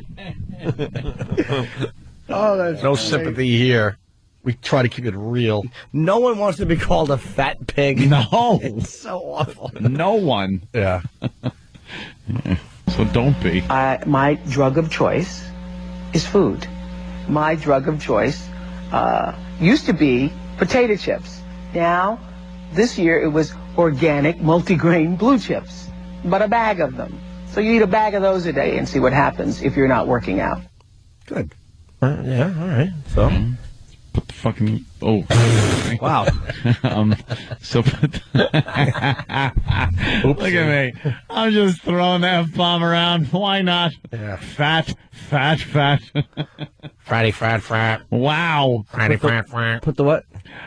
Put the, yes, the chips down. That's pretty much what I wanted to say without the F word. Jimmy, can I hear your needy voice? Yikes. No one is noticing me. Well, that is needy. Her drug of choice. Just stop with the food. Why can't the drug of choice ever be a salad? Absolutely. Yeah, some broccoli. Or some fine sushi. Something, yeah. To me, sushi's pretty tasty. Well, drug of choice, sushi. Why not? Or how about attending an Overeaters Anonymous meeting? If you know terms like drug of choice, yeah. How about you begin dealing with your eating, or at least just stop making us listen to it. Yeah. We don't care. This guy's scumbag stole $50 billion here in New York. People losing their homes. And this self-centered moose is talking about how her drug of choice is blue chips. You ass. Yeah, keep it to yourself. Suffer in private. One more clip, because we don't want to spend too much time on this. Oprah. It's about the rest of your life. Are you being fulfilled? Are you meeting all your needs? Fulfilled? Well, geez, look at her. Of course she's problem. Exactly. Fulfilled. All right. Fulfilled. Are you meeting all your needs in the rest of your life? If you are, great. Most likely you're going to be taking care of yourself. If you're not, food is all of a sudden much more attractive. It's a way to comfort yourself. You know what I hate about this? Psychobabble? Yeah, I hate psychobabble. I'm not a fan of the psychobabble. I know it works for some people out there. That's wonderful. She obviously has an issue. Why is she bringing it to everybody's attention? So it was why? Because other people out there have the same issue? Is that how you would spin it? Yeah, so they can all write her letters and emails of support, and then she could do a show about it again. Remember when she came out on stage, and she was a skinny, and she's like, hey, look at what I did. She's going to do that again for a big ratings boost again. You know what I said? Stop. I said to myself, why isn't anyone acknowledging she's now anorexic? She was extremely thin for her body type. She goes, both ways. She yo-yos. If you're not, food is all of a sudden much more attractive. It's a way to comfort yourself in hard times. Aw, the hard times. 09 for me is going to be about having more joy and having more balance. Well, good for you, because 09 for most people means losing their houses, losing their jobs. Yeah, how about that? So good. The billionaire's got a year ahead of her where it's going to be more joy. Well, good for you. More joy. 'Cause that's not going to be the case for most people.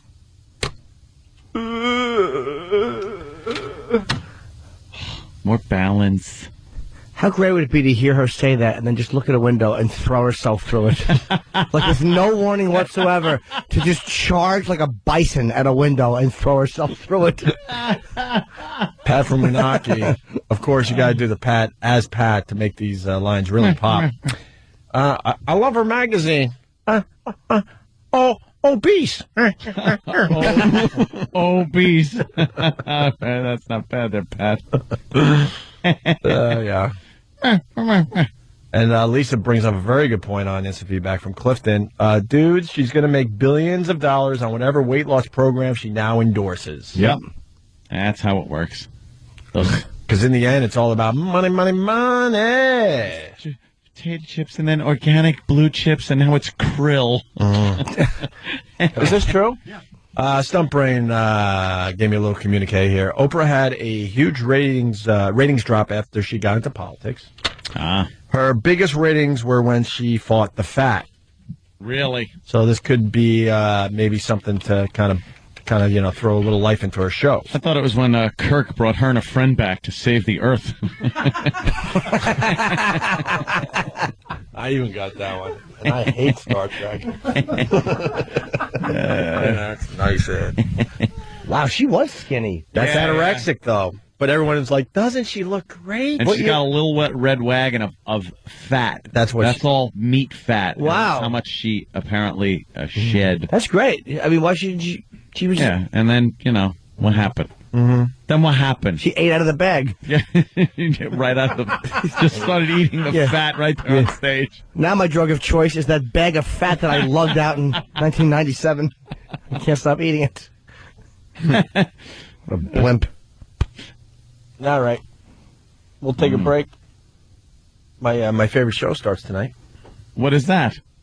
Biggest Loser. Oh. Talking about fat people. Boy, we're on opposite ends of the spectrum. I mean, that's, I like a little reality. I cannot watch one god-effing reality show. I hate them all. Yeah. They're all too staged. It's the same formula, every goddamn one of them. You see Rock of Love? The fake drama. I can't watch that either. I can't watch any of those garbage VH1, stupid celeb reality. None of them. I'm done with them. Celebrity Rehab? Celebrity Rehab was pretty good. I hate them. What about the one about the teen idols? They're trying to get them back working in Hollywood. I don't even know what that one is. That just started on Sunday. I believe. What is it? Yeah. And Rock of Love was pretty damn good. What? Yeah, one of the girls that was on our show is prominently featured. That Penthouse girl that we had in recently. Yeah. Yeah. Is she in that? And then, I don't know how they get away with this, but the first episode of Rock of Love 3, they're on a bus touring. He brings all the girls on tour with him. Of course. One girl is doing a shot out of another girl's. Yeah? Wow. How'd they show that? Not so well, but you knew what was going on. All right. She was having liquor. Oh. An axe should materialize, lop my head off, and then disappear. You didn't watch Charm School there, Jimmy? I don't watch any of them. With Sharon Osbourne? And the big fight they had? Watched none of them. During the reunion? I love Sharon, but no, I don't watch any of them. I can't. They're all the same to me. Mm-hmm. You watch one, it's the same fake edits, the fake music drama to try to over-dramatize what's really happening, which was probably nothing. They're all cut and edited, so they come across as a lot more dramatic than they used to be. This Lisa Rinna, her lips are retarded. She, was hot for 10 minutes back in the 80s, I think. Look at her lips. It's more the upper lip, too. It's radio, but look. Yes. All right, everyone look. That's not even collagen. That's like something you stop at a gas station. Yeah. She stuck a little valve on her. Ding, ding, ding.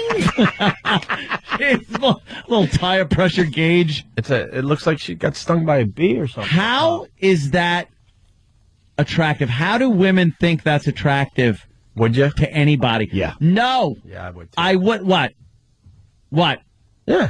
Upper or lower? What, you mean use the collagen implanted Just would you? Things? It depends on what you're doing to her. I would. Ugh.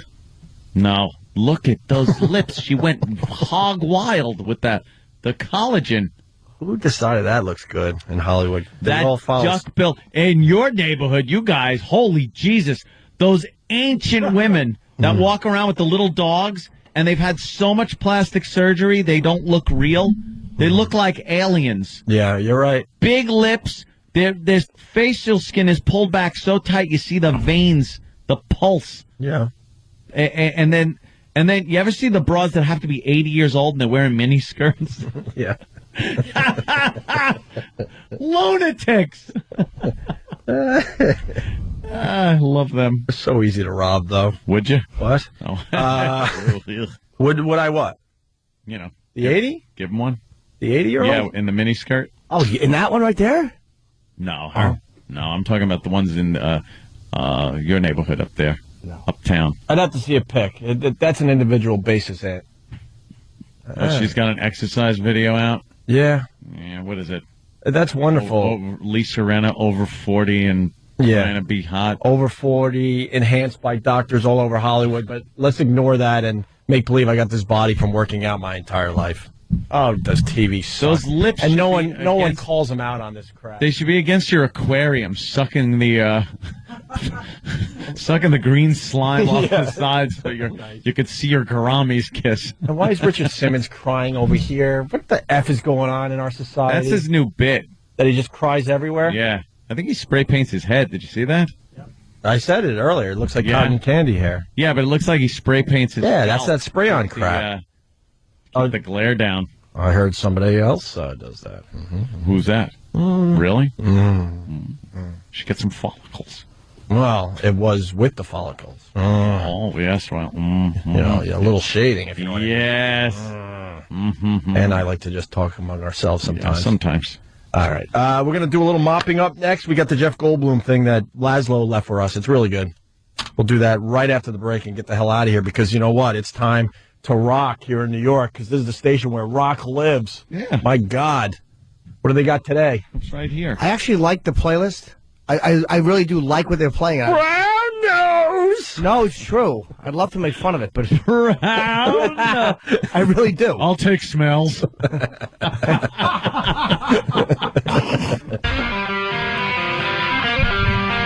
Getting ready to get out of here. Opie and Anthony. Here on this fine station in New York, they're going to be rocking with some kind of music marathon again. Right? Ah, yeah. The new slogan is Where Rock Lives. And we said earlier, well, my God, now that we know where rock lives. I didn't know. I had looked on the internet, one of those people finders. Yeah. I couldn't find where rock lived. Well, now you know. I was sitting right here, right in Rock's house. So we're encouraging you, the listener, to write a letter. Yes. To Rock. Because this is his address. Yeah, whatever it is. Dear Rock, and then write whatever you want. Yeah. I could care less. Attention, Opie and Anthony, because we don't want them shredding our mail. If they do, it's a federal offense, and boy, we'll take this company to the cleaners. I want to see how nasty people can get. That's why. Dear Rock. Yeah. And then just whatever. Stunt Brain, what's the address where Rock lives? It is 40 West 57th. Yeah. That's 40 West 57th, New York, 10019. And again, please, care of Opie and Anthony.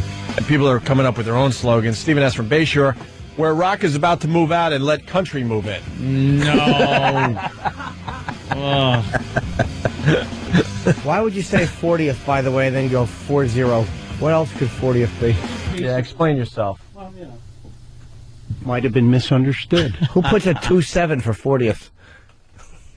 I don't feel like playing the Jeff Goldblum today. What?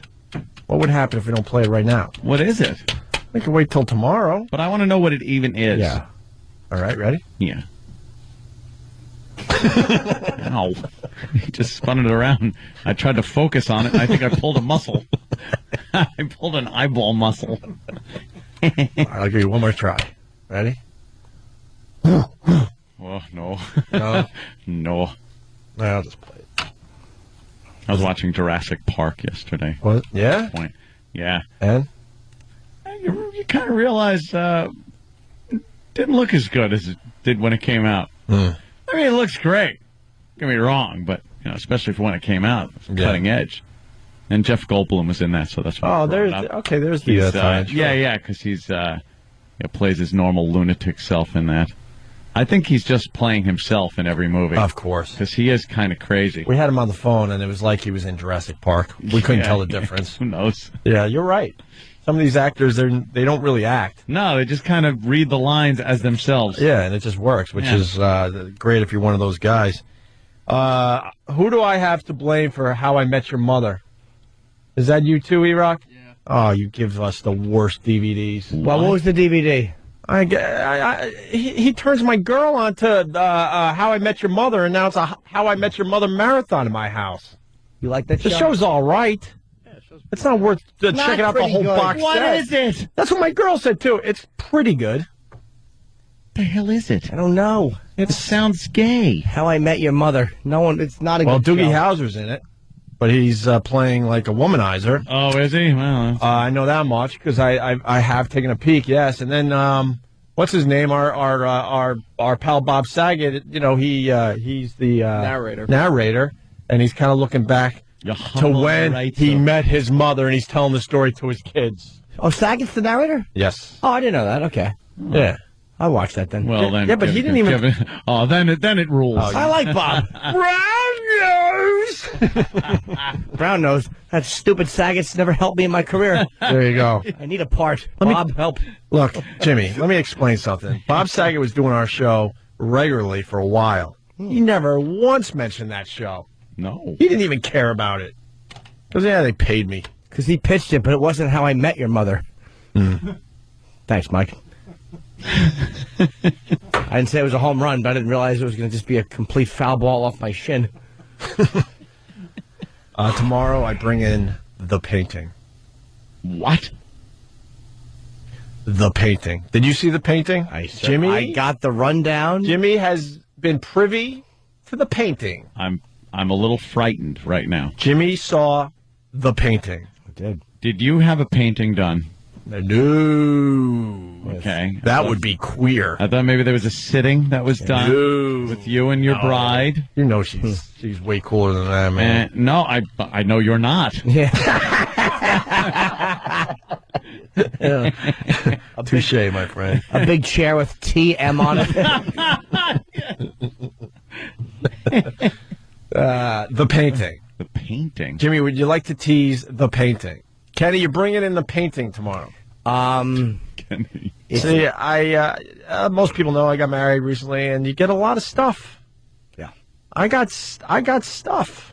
Wait, is this stuff you've inherited through the joining, or stuff that you realized you had? Wedding gifts. And you know what? We could probably do a fine segment tomorrow on wedding gifts. I got you. Because people think they know you, and they try to do the right thing. Oh, no, okay. But then you're stuck with stuff like the painting. Okay. And now my goal is to make this painting really famous. Make it famous. I'm going to talk about the painting for off and on for the next year. Yeah. I'm going to post pictures of the painting, and I want to see this become an actual thing. Yeah, where people are like, that's it. I want it on Pal Talk every morning. It's the painting. What do you want to say about the painting, Jimmy? I've never seen a finer place to throw a baseball than at that painting. How great it would look, because I know what the painting is. Yeah. With a hole in the middle of it. Yeah. Yeah. I can't wait to see it now. When the painting was unveiled, I got deeply depressed. Yeah. Because unlike our dumb listeners, I can't smash a gift that somebody gave me for my wedding. Although I'm giving away a lot of them. Yeah. Oh, boy, am I. Rewrap or? Oh, yeah. Well, sometimes just blatantly saying, look, this person gave me this. I hate this. Do you want it? Wow. Oh, yeah. You can't smash it. But you know what? You do have a lighter. It is an oil painting. Yes, it it's is. One of those globby oil paintings. Is it I'll tell really? you that much. Where you look at it like, what is that? And then you go like this. You gotta walk away, far away. Oh, wow! I gotcha. Yeah. And it looks like nothing from this distance. One of those. And I guess I'm supposed to hang this in my apartment that's pretty much 90% windows. And the little space I do have on walls, I don't want to waste on the painting. Mm-hmm. So I'm in a bit of a quandary. You should hang it in a bathroom and then tell the guy, it's great. I cannot look at that without taking a dump. It motivates me. I have to close my eyes till I've actually seated. Is the person going to be upset? Yeah.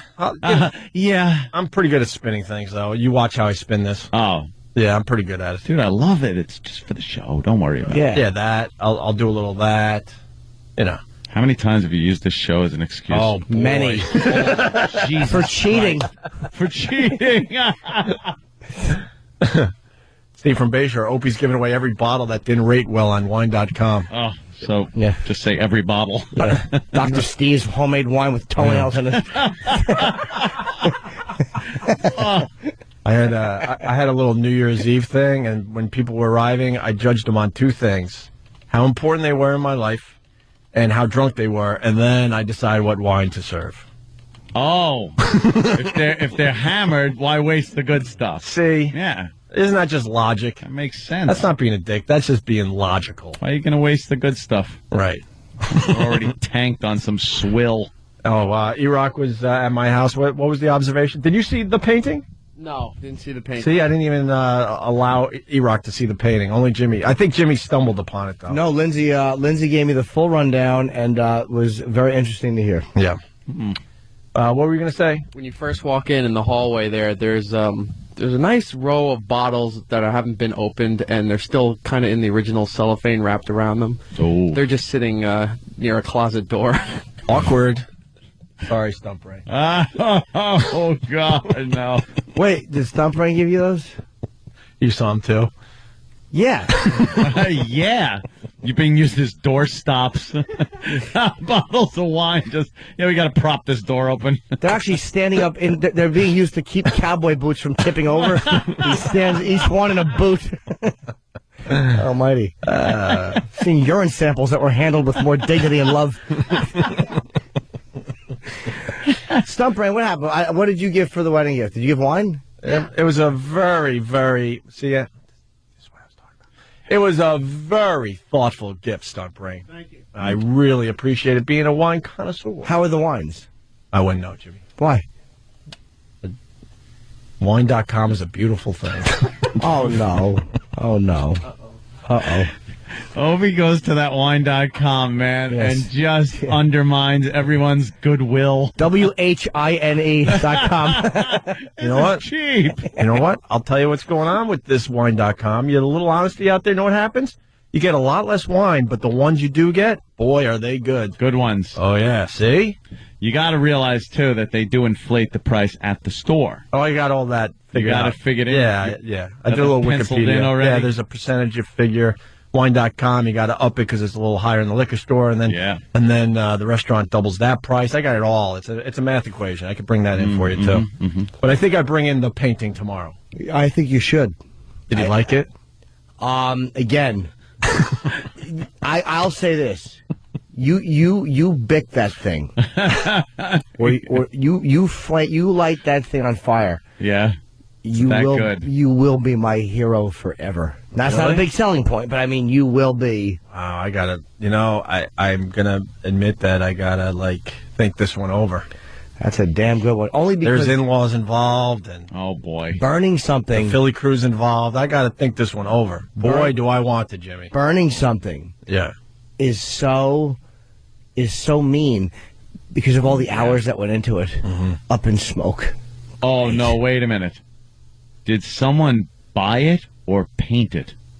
Either way, it was the hours that went into it. What? Why? I'm just thinking, if somebody painted this and then they actually gave it to you, wow, that's mean. Well, you're right. It's a terrible gift. Oh no, I don't care. Well, I just think it was painted for me. Oh, it was. And this person had to tell me how many hours that was. For at least 48 hours, I believe. 48 hours of work. So it was painted just for you. Yeah. Yeah. I hope this person becomes a famous artist, and after you. Well, that's what I'm thinking. Maybe we make this painting very famous. And it has to be said, it's a fine painting. Oh, really? But, and I'll give you the but tomorrow. Oh. Well, maybe not. Wow. Isolate that. Waited so long. Yeah, but how many times have we heard it? It's about time, you CTs. Damn, really? God damn it. Yeah. Hey, that's not a bad idea. Stephen S. from Bayshore says cut into little 3x3 squares and give it to all the fans. And then they have to get together and put it together as a puzzle. As a little mural. Oh, boy. That's nice. I'm in hell with this. Yeah. Because it's like, It'll lead to a discussion, Mark, because we got to get out of here. Can't wait. How about we get like a mixed martial arts guy to punch through it? like Rampage or Liddell or one of those guys to put his fist through it. I'll tell you, I got to make some phone calls. I like all the ideas, Jimmy. I really do. I got to make some phone calls. That's all I'm saying. Yeah, of course, Jimmy.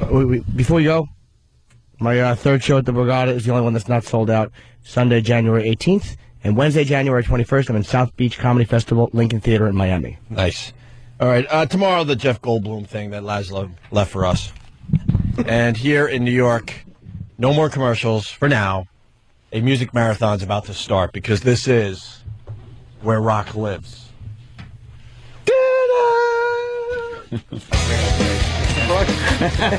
Opie and Anthony continuing.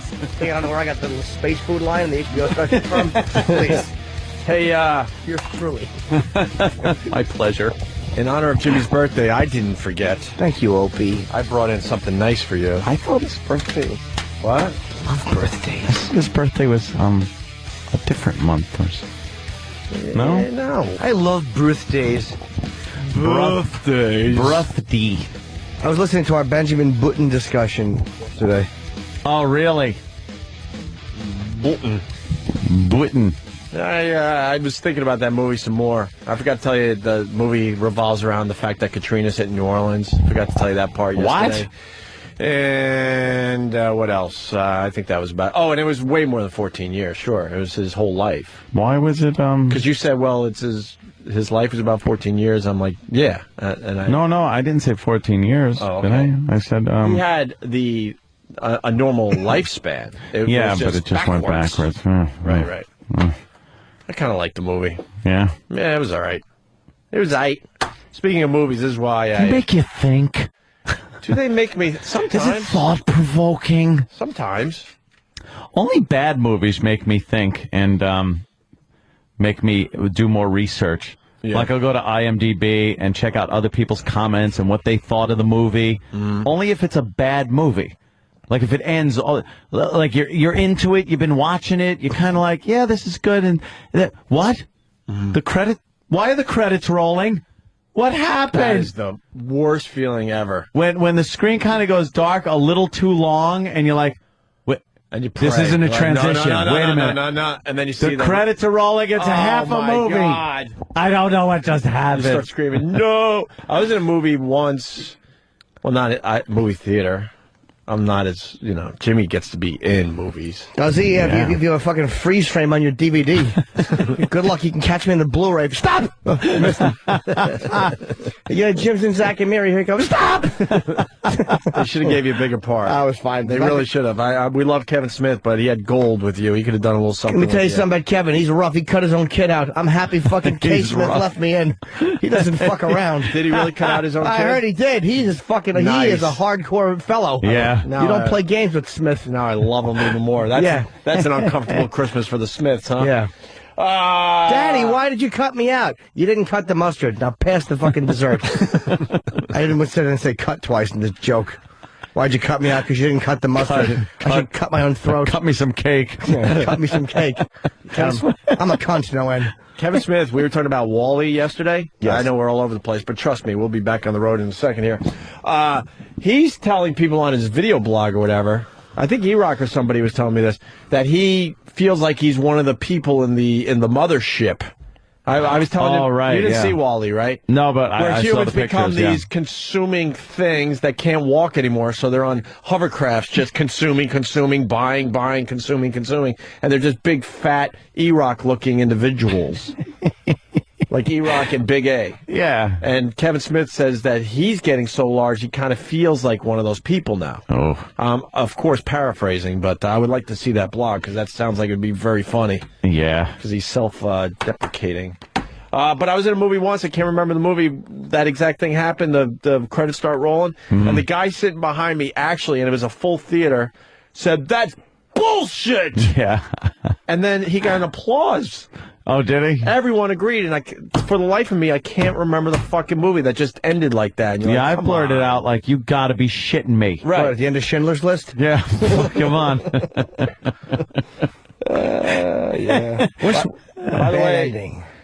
What's I a bad can't ending? remember this freaking movie. That's actually a pretty cool fucking. Hey guys, call in with your bad endings. But like, what is a shitty ending? But yeah, a shitty ending to a pretty good movie. A great ending to a movie is Godfather.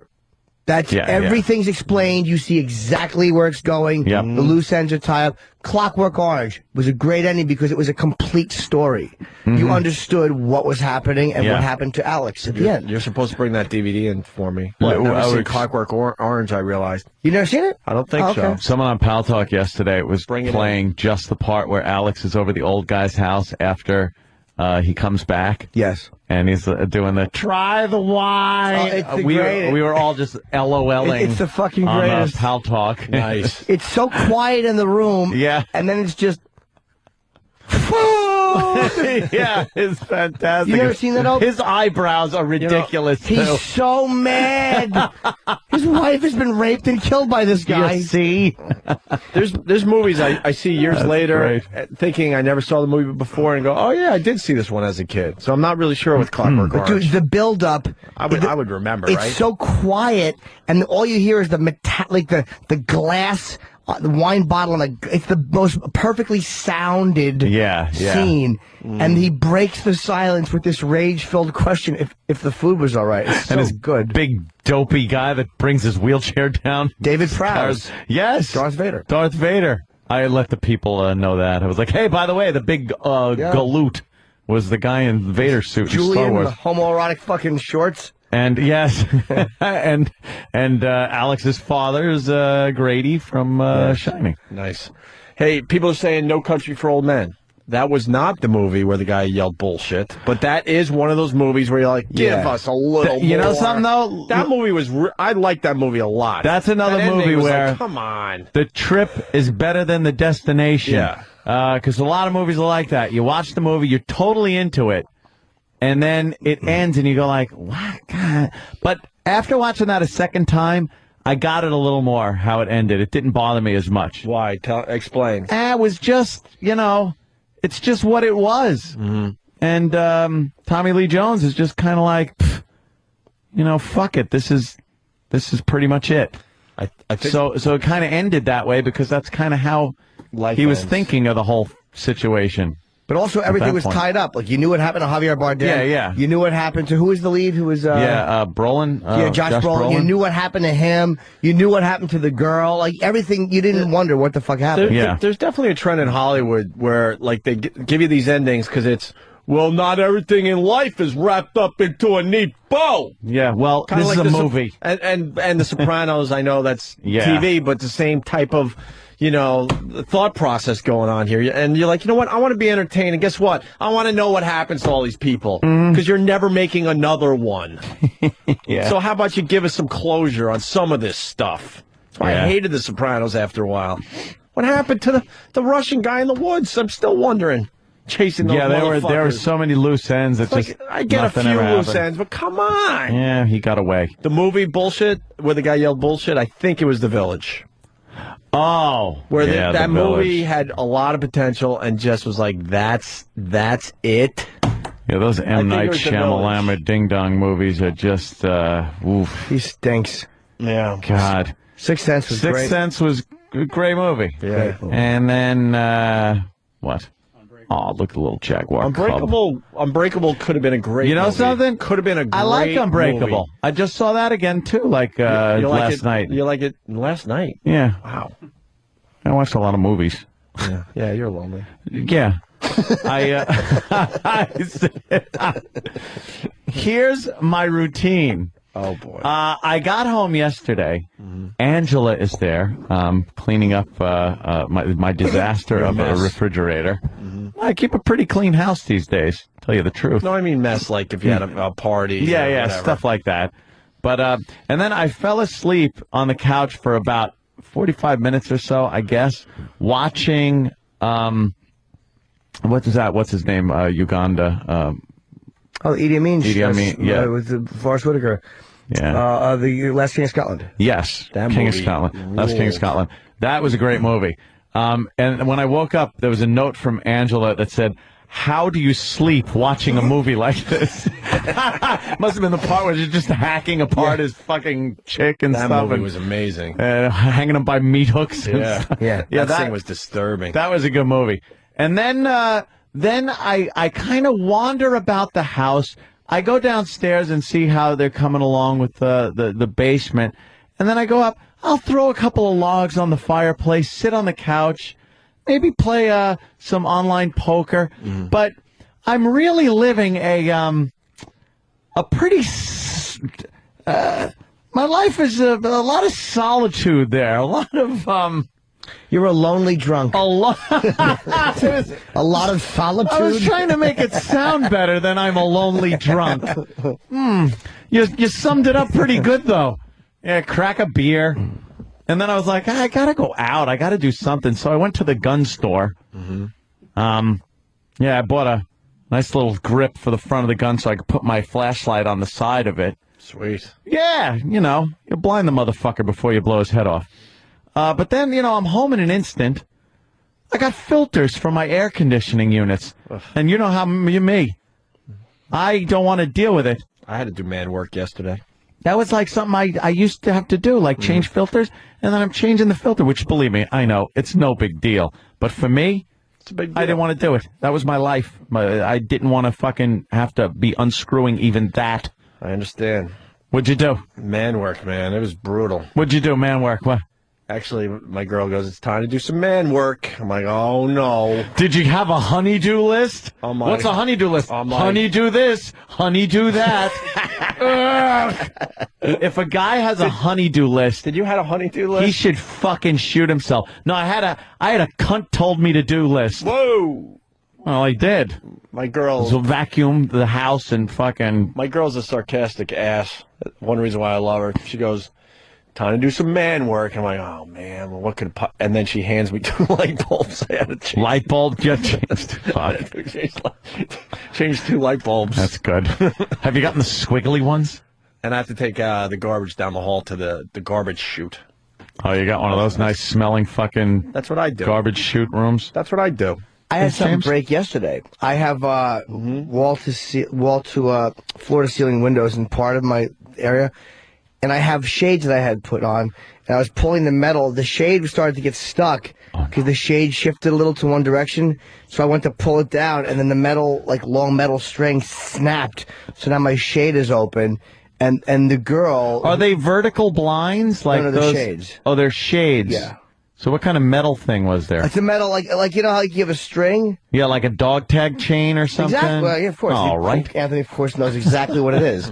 Me, I'm going, it's this metal thing. A metal string. Yeah, I'm describing it. It's it's a part of a metal tampon. Yeah, the Tin Man's wife had something stuck in her puss. It was a fucking, and it just snapped. And all of a sudden... I was immediately, my cock shrunk and my balls shriveled up. I'm like, I'm not a male. I don't know. I have to call a man to do this. No, I don't know what to do. Who do I call? Yeah. To do, I mean, not to be elitist, but labor which is beneath me. Yeah. No, I just don't know how to do it. It's a window shade thing. I need to be fixed. I don't know who to call. I hate doing all that. I won't do it. I don't know how to do it. Yeah. I'll do a few things around the house, but... Busy? Believe me, nothing. Love you to help me. Fuck that. I don't know. I would probably go to a store, find a lamp with one of those little things at the end that connect those metal strings, and steal one, and then just clamp it together. There you go. Perfect. There's a fix. Real cheap. Steal it. I had a fucking problem where fucking air was blowing on me. It was driving me nuts. And I called somebody, and I'm like, just fix that. And it was a fan, and he hit the off button. And I said, thank you. Thank you, small man. Oh, fussing. I should have looked at ain't got no gas in it. I love when he goes, Bill Cox's outfit. Outfit? Like it's a big fucking operation. It's IBM exactly. He's working at. Bill Cox's outfit. Some fucking fat hayseed with a fledgling store. With a few fucking... Failing business. Got some toilet paper and hard candy. And great. I'll set him up. Sleep in a cot in the back. Yeah, we're gonna lock you in, you fucking murderer. Exactly. Hit your mother with a lawnmower blade because she was getting fucked properly because Robert Duvall was too drunk to do it. Robert Duvall sticks his tongue out at him. What a douche he was. I studied on it quite a while, killing you. Did you? That movie is one you could just watch. It's great. His best performance. And what's his name? The late John Ritter. Yeah, well, he was great in that. Yeah. But no, the creep at the fucking. Oh, he's dead now? J.G. Walsh. Yeah. He's dead? Yes, he's dead. At the nervous hospital. I was in the nervous hospital. Nervous hospital. You hack your fucking mother and her lover apart, and they put you in the nervous hospital. But what a creep. So tell me about the boy. When he got back in? Yeah. Don't you talk about that boy. Oh. But just a fantastic fucking movie. Absolutely. And like written, fucking directed, starring what's his name there? Billy Bob. And then what? You were going to say it, and it should be said, and then what? And then what? And he hasn't done shit since. Like that right there was brilliance. What was his second best movie? I didn't see a few of the things. This is great music, though. I saw, very mellow. You know what movie I didn't mind? The one where they found that money in the plane. Not Snakes on a Plane, my God. No. But Bill Paxton was in it, so he kind of wrecked it. Money on a Plane? Yeah, there's a crashed plane in the woods, and they find money and decide to keep it. Oh, shit. Something about a lie or a secret or something like that. Yes. Wow, that's a movie I haven't thought about in years. Yeah, that was kind of a cool movie. Money Plane Crash. Money Plane Crash, Money right. Plane Crash, very good. Yes? What? Oh, I thought Steve was coming in with it. I know. Wait, there's another movie he did, Mount something. Rushmore? Was it Rushmore?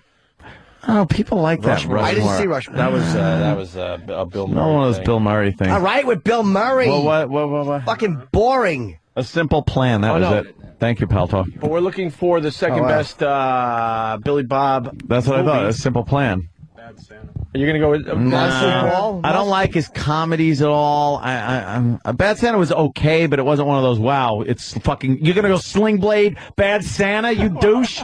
He's fake Sling edgy. Blade was fucking great. His comedies are fake edgy. I got it. Fucking awful Bad News Bear. I got it. Oh, you got it? What? Bad News Bears. That was better than Sling Blade. Yes. I would guess Monsters. He's guilty of remaking these Probably brilliant Monsters comedies. Ball, yeah. Monsters Ball. Which leads us to your birthday present, by the way. I love birthday presents. Yeah, Monsters Ball. Monsters Ball. There's your second best. There's movie my you did. gift. Yeah. I'm thinking. Let me look fast for you, Ant. Yeah, I would have to. Astronaut we'd have to go with Farmer? that. Was that good? No, that's it's horrible, dunk on right? ice. He built a fucking rocket ship in a barn. That's kind of Stop it. cool. It's Robbie stupid. Madison in 10 minutes if you want to break first. Ooh, Money on Plane movie was Simple Plan. Yeah. Very No, good. wasn't. Matt in South Carolina. Very good.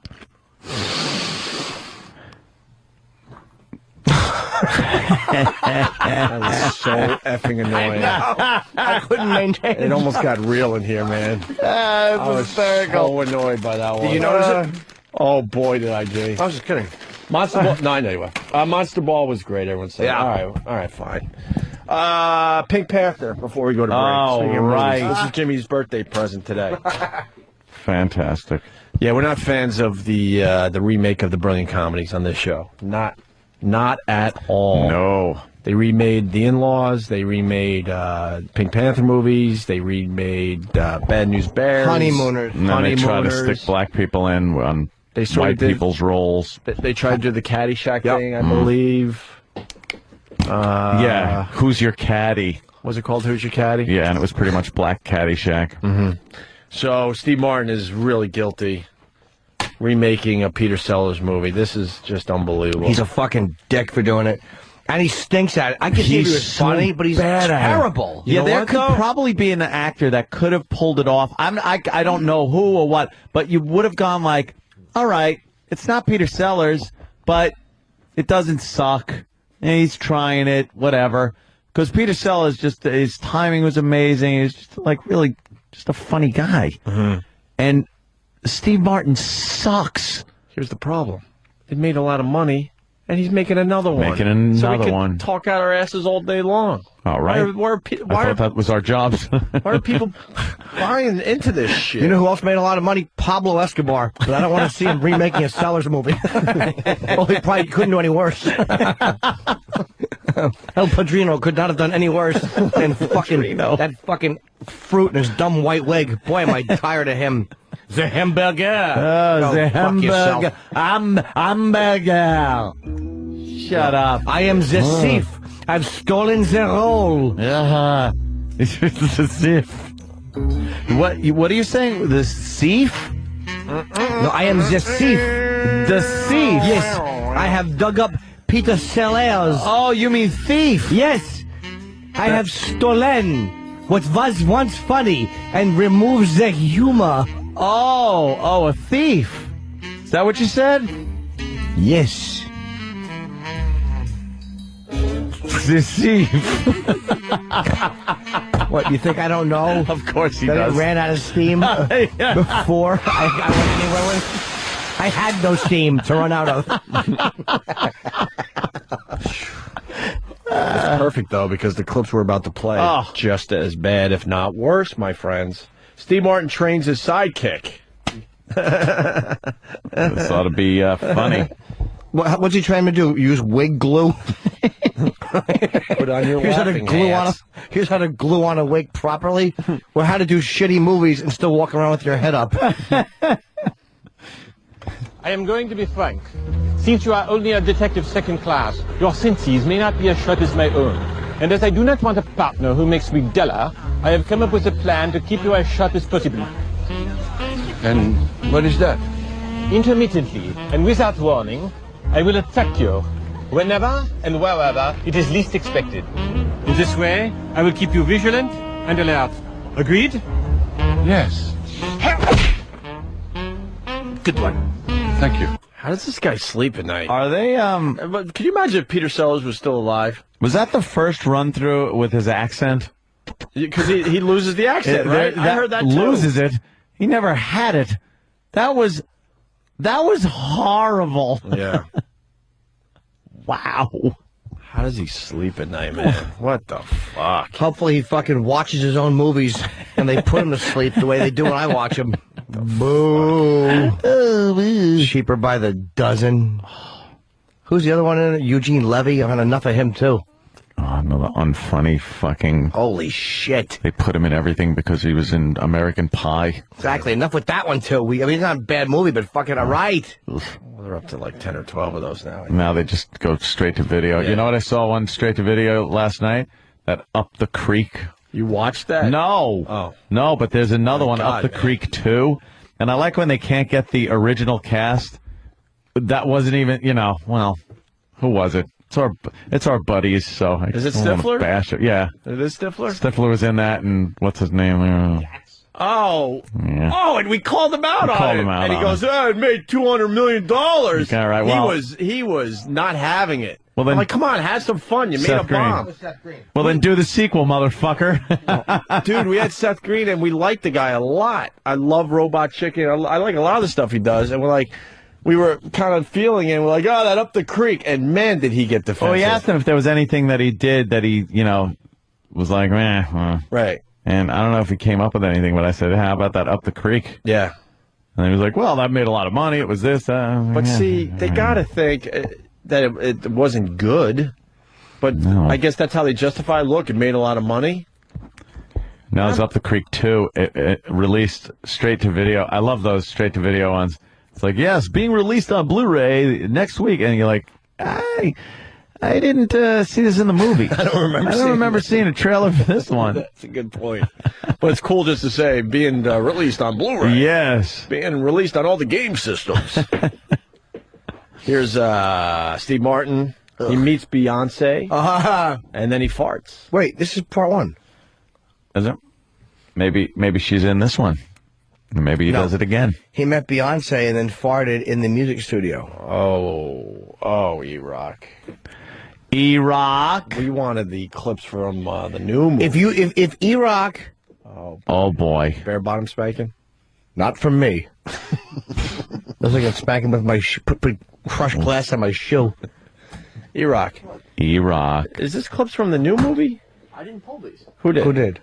I don't know, but I didn't do the Pink Panther ones. Oh, who did? This is a mystery. This is a mystery. Wow, were you reading some emails last night, Mr. Pass the Buck? It's a mystery, yes, just like the Pink Panther. It certainly is a mystery. Pull these clips. Let's bring Sam in.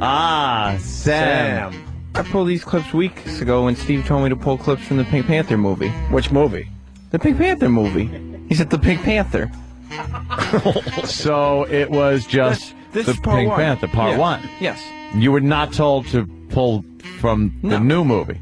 All right, the buck has now been passed to Steve. Steve, if you would step up to the microphone and please address the crowd. Yeah, the whole bit is we want new clips because we already went over the old clips. Yeah. Right. He was told to pull clips from both movies, actually, and I don't know why that was not followed. Oh, he's Back to calling you Sam. out, And Sam. remember, Sam, you're on the radio, so you can't get in trouble. Both movies you were supposed to pull clips from. You were told by Steve.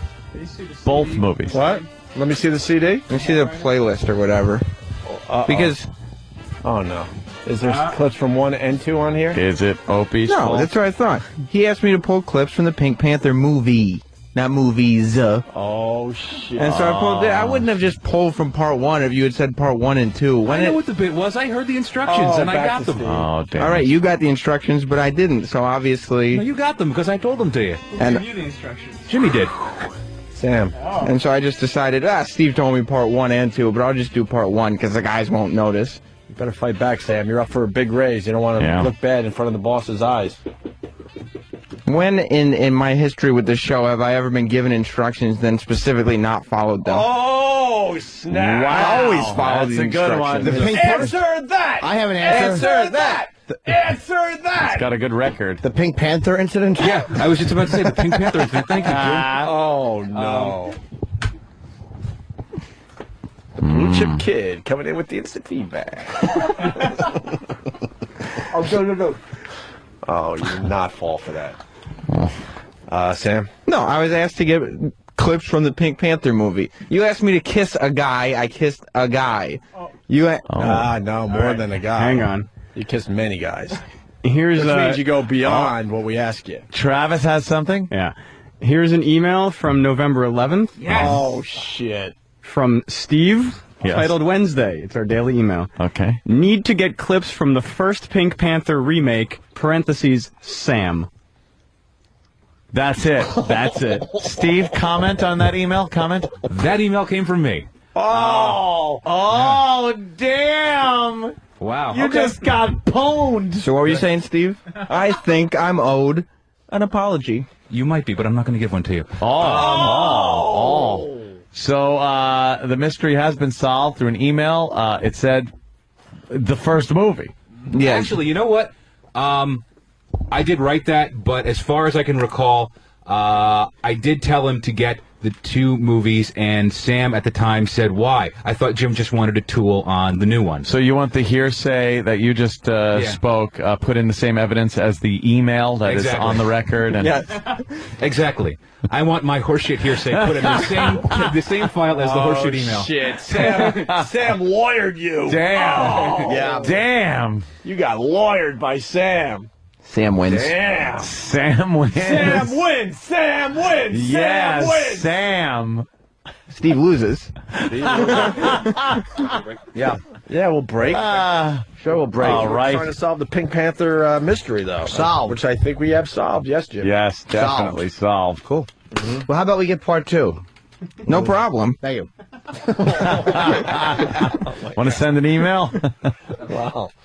Thank God we saved this for this side of the show, man. Yes. We were teasing it on the good side of the show for weeks. See, I told you. All right. Enough already. Robbie, what's his name? Madison. Yeah, Robbie Madison. We're going to talk to him next. He's Robbie Madison. Does he like to be called a daredevil? Yeah, who doesn't? I fuck without a condom. That's what I want to be referred to as.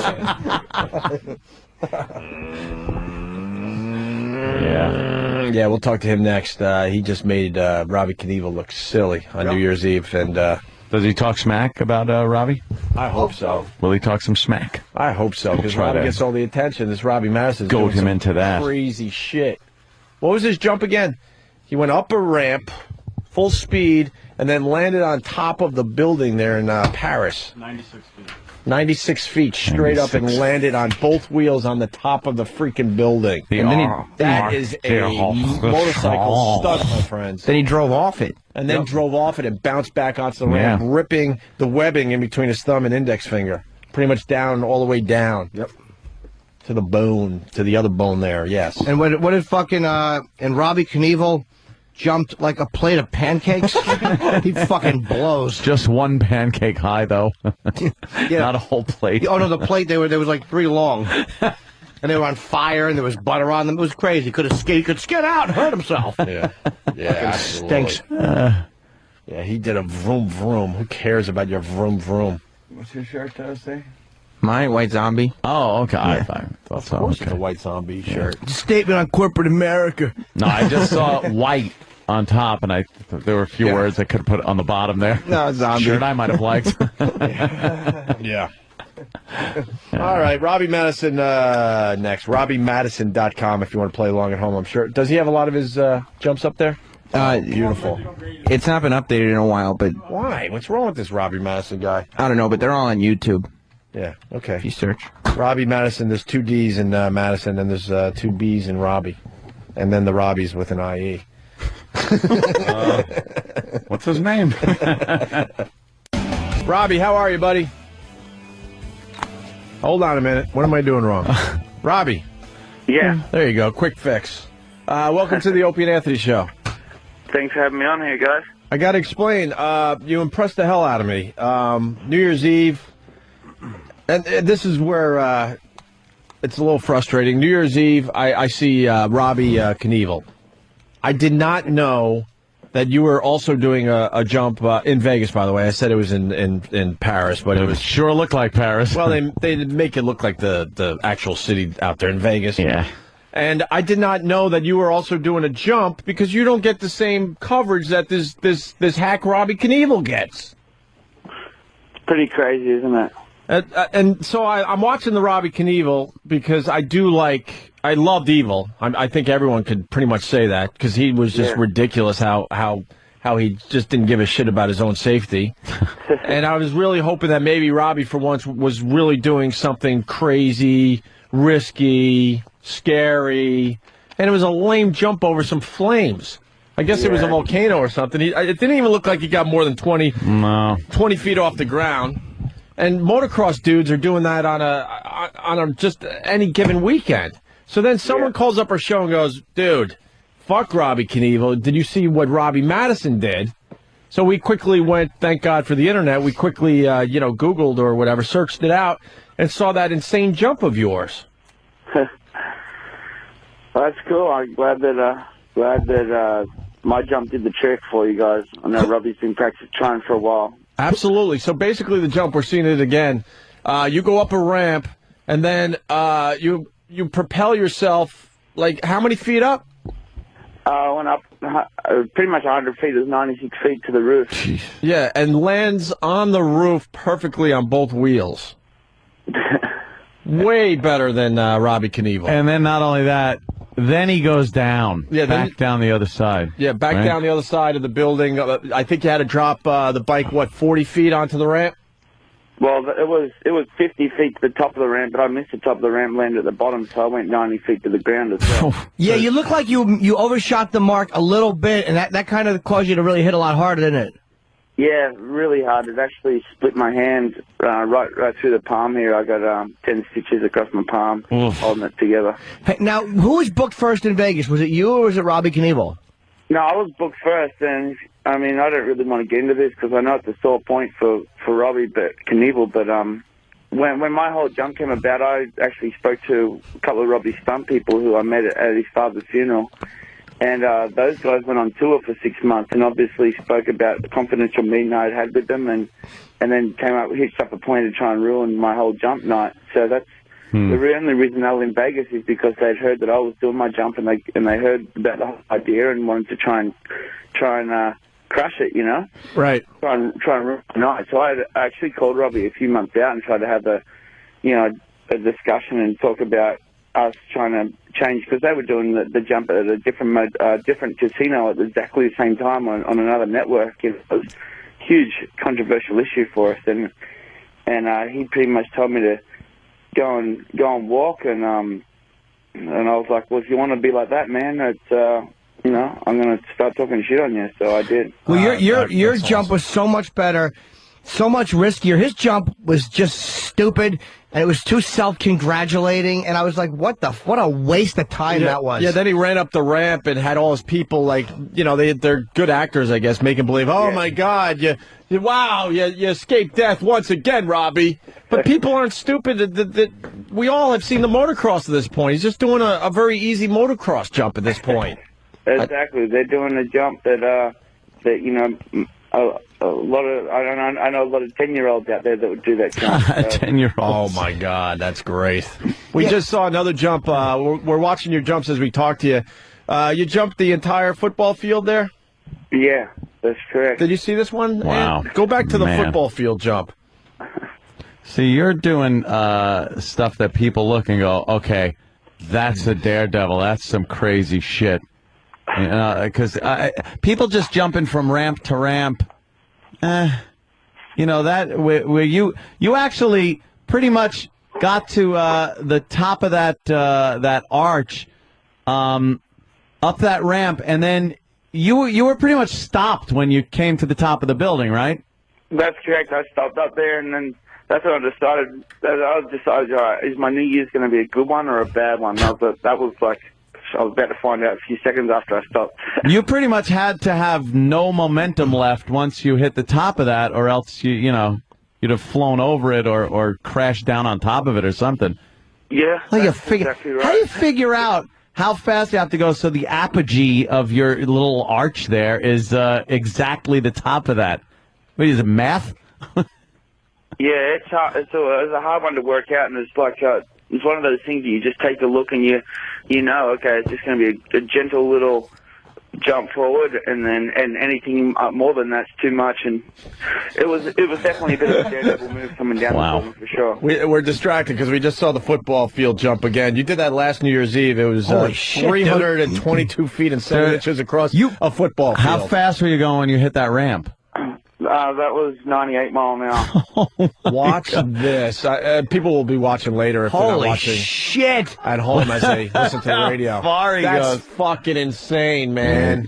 I understand that to match that, Robbie Knievel is jumping a sack of potatoes. Yeah. Robbie basically jumped maybe a fifth of that distance this past New Year's Eve. No, he's off. Maybe a fifth, and didn't even get as high as you just did on the video we watched. One of the things I said to him, I don't understand why he's jumping in Vegas and doesn't compare to what I've done. Anyway, but I didn't want to come on here to talk shit on Knievel. I think he does that enough. Yeah, it's fine. We mostly want to give you props and maybe get the word out even more about you because we were impressed. You do you officially hold the world record? Yeah, that's right, longest jump, and with this new jump, I'm excited about the next jump that I guess people are anticipating after this last one. Do you have it figured out yet?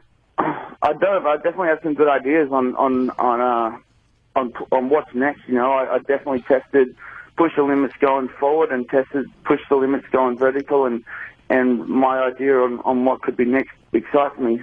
So what do you got anything rattling around in your head that you might think you want to do?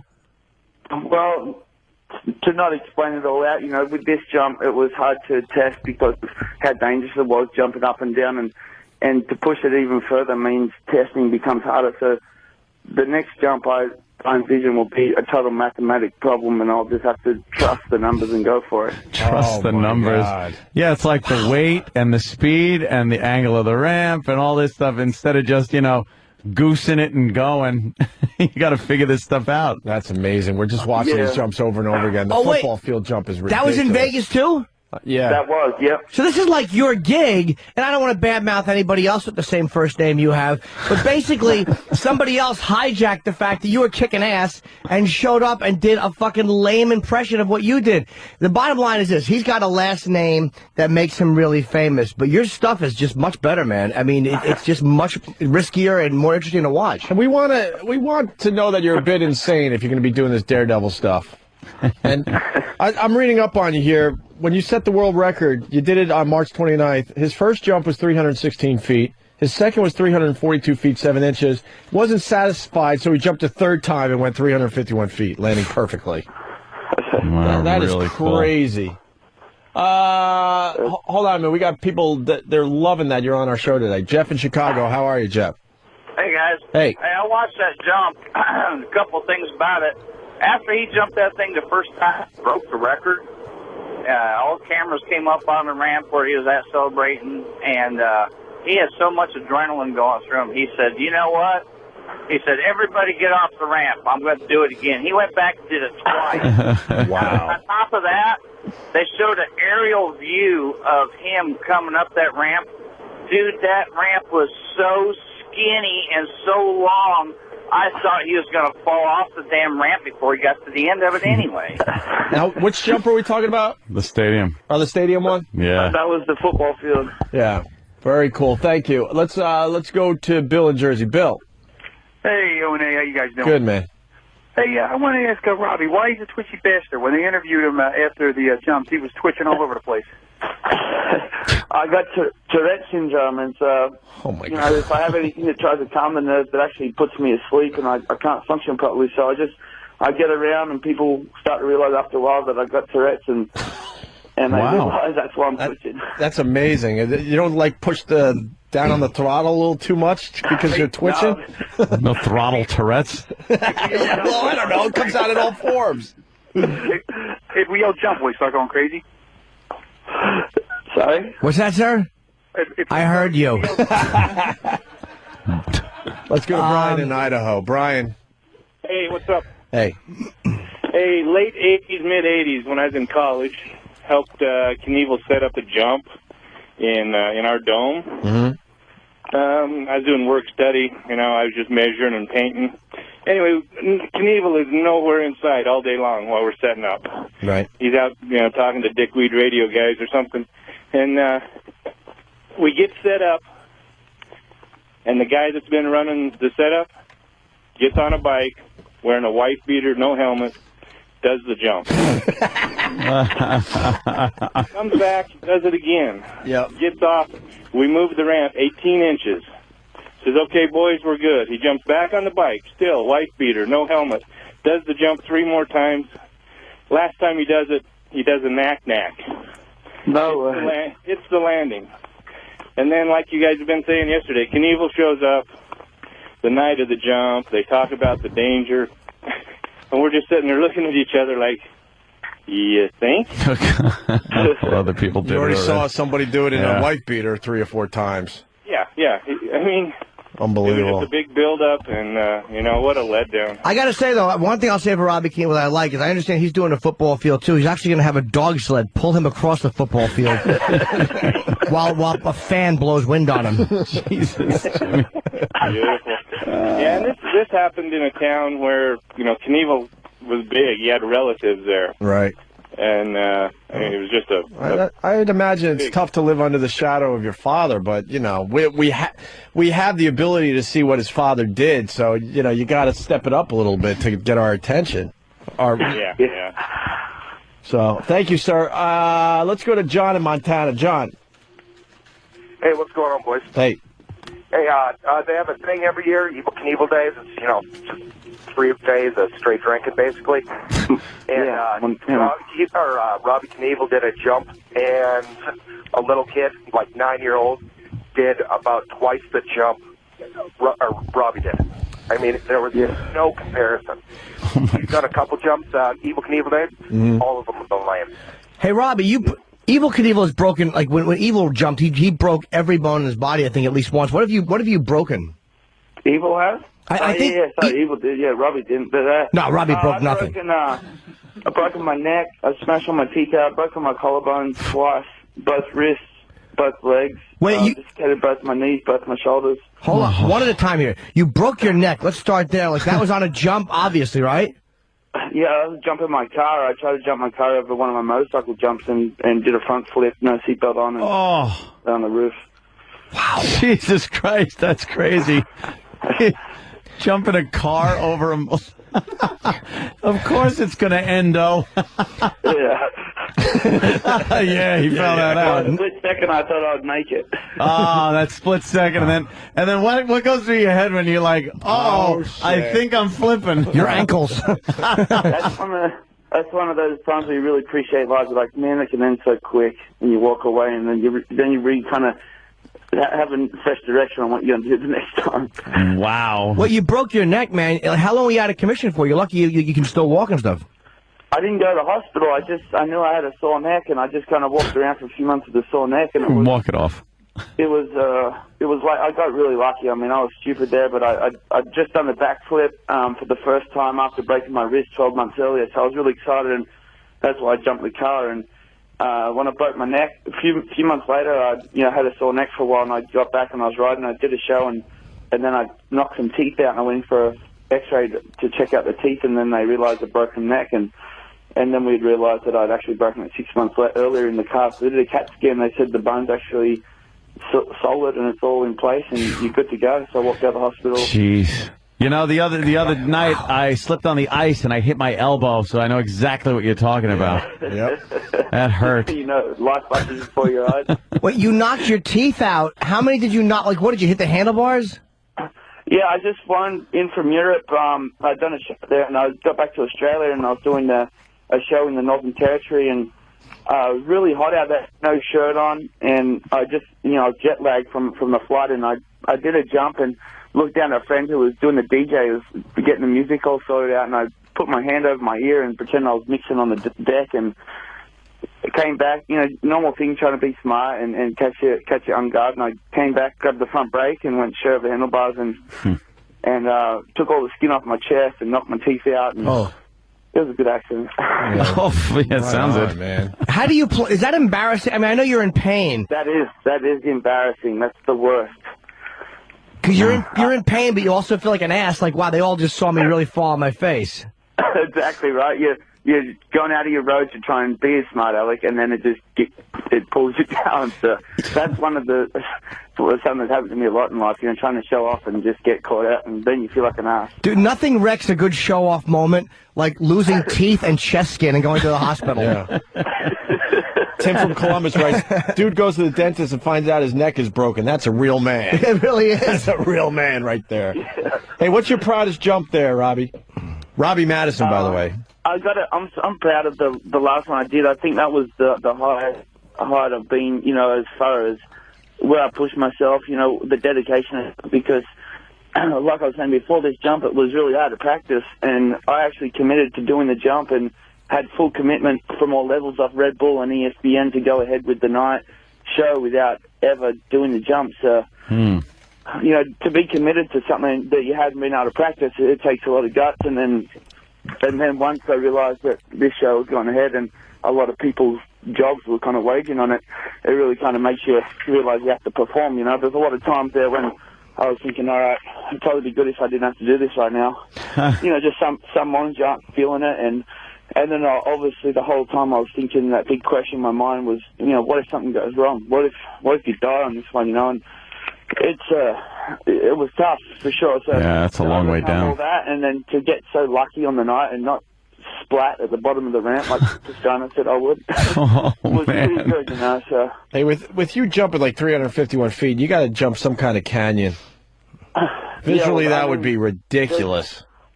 There's definitely some plans to do some pretty crazy stuff in the future, and I'm not really one of the top person that talks anything up, so we'll just wait till we plan it all out. But my plan is that when I do get the next jump happening, it will be live to air, and everyone can tune in and watch it, and hopefully we can do some crazy jumps that no one out there thinks are lame. How many jumps you do a year where you're risking your life? I know some of them. I mean, let's be honest. They're a bit safer than others, huh?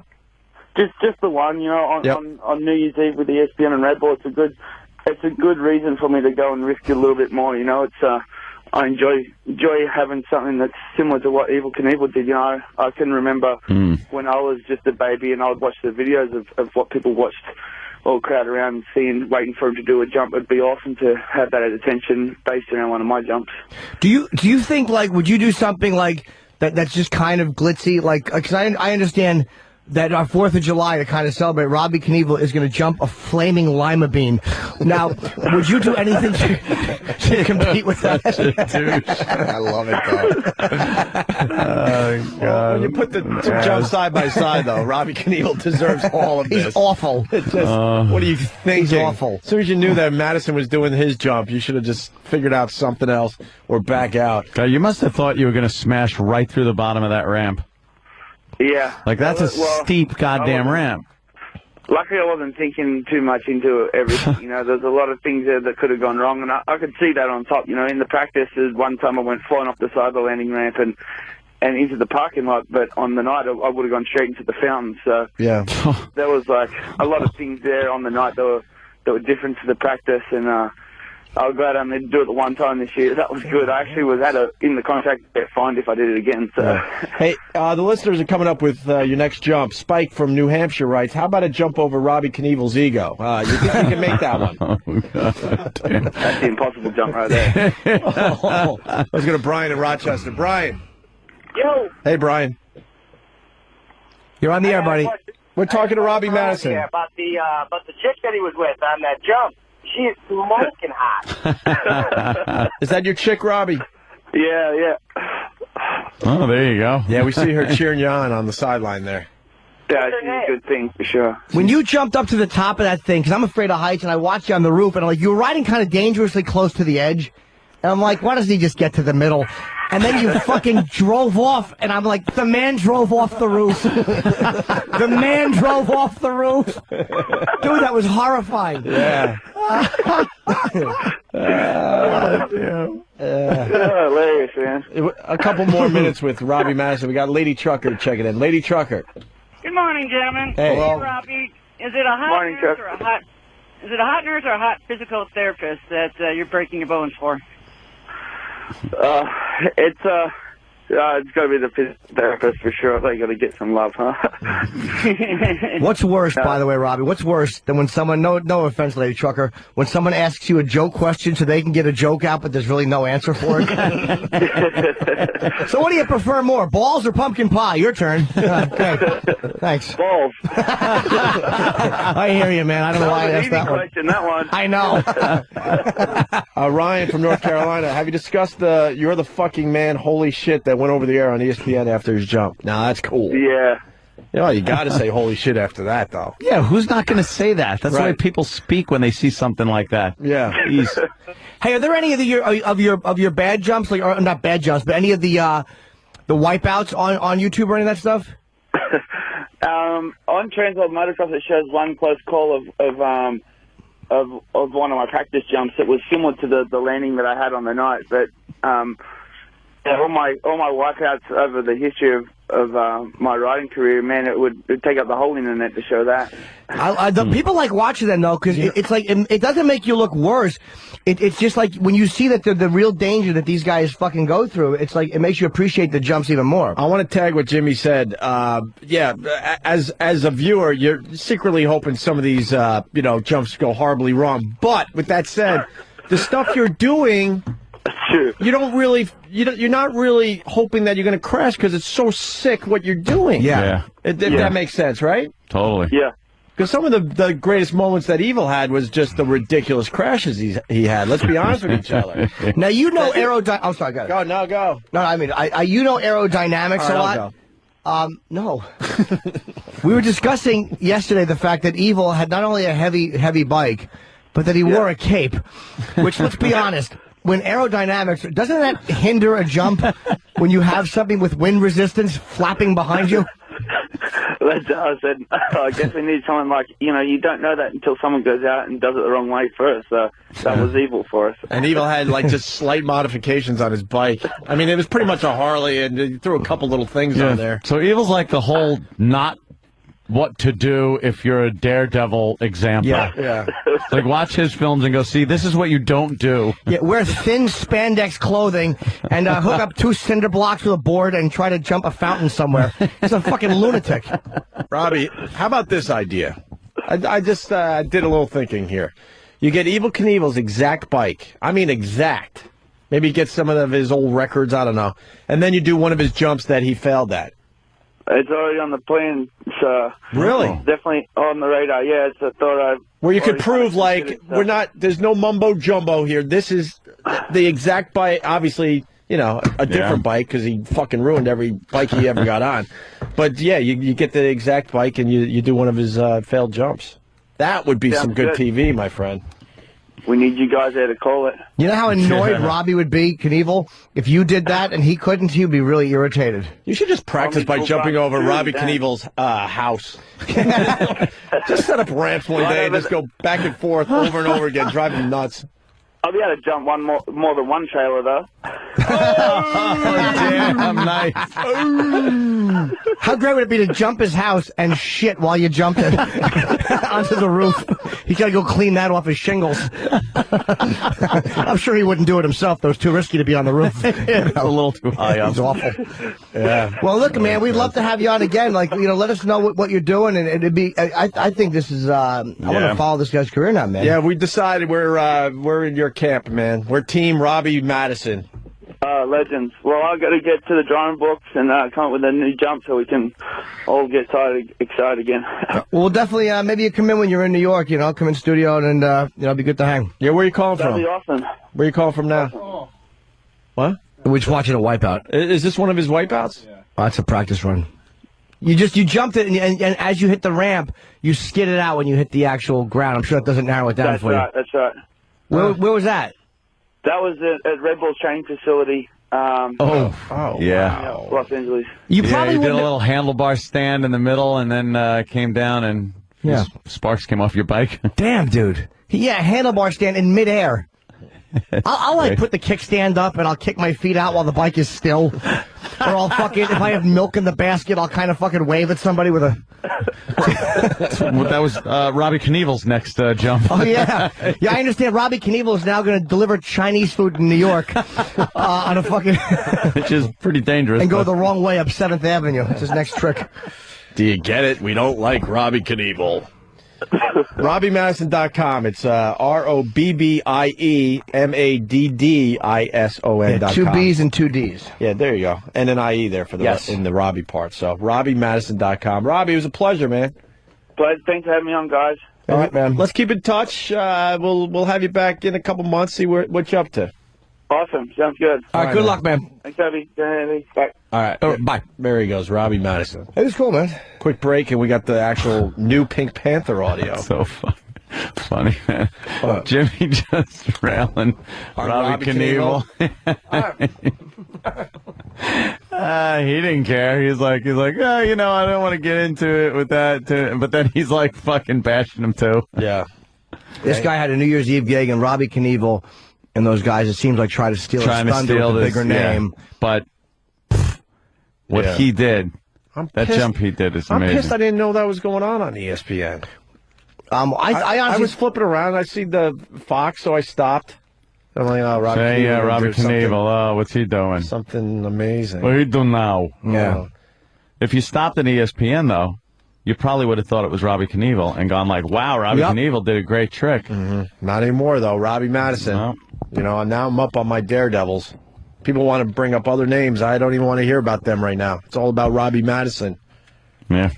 So, Pink Panther audio. From the new movie? Yes. Yay. We solved that mystery, my friend. Yeah.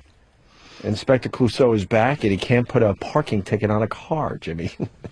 Wow. That's got to be hysterical. Yeah.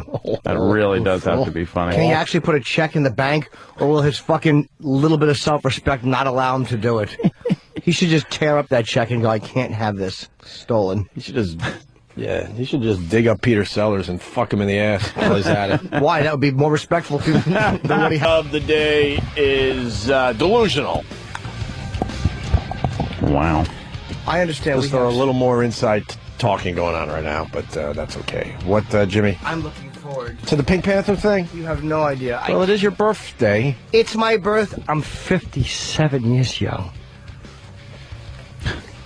58 in March. Oh, Uncle Paul. What? Crybaby. Your father punched me once in California. Yes. Yeah. Yes, you were a little more Mexican back then. No, it was just I had crazy hair. Yeah, was that it? Yeah. Yeah, fucking guy. Why don't we go in the bushes? I remember. Father's head spun around. It's like, what the fuck did you say? Bam! Misunderstanding. I thought you had something in your underpants. Was it? Yeah. Is it? Someone took my nickels. Pink Panther audio for You you, got Jimmy. Oh, yeah. It's going to sound, after that huge argument we had, it's going to sound exactly like the stuff we could have played and got away with, by the way. Inspector Clouseau is back. Doing another Pink Panther movie, Jimmy. Steve Martin.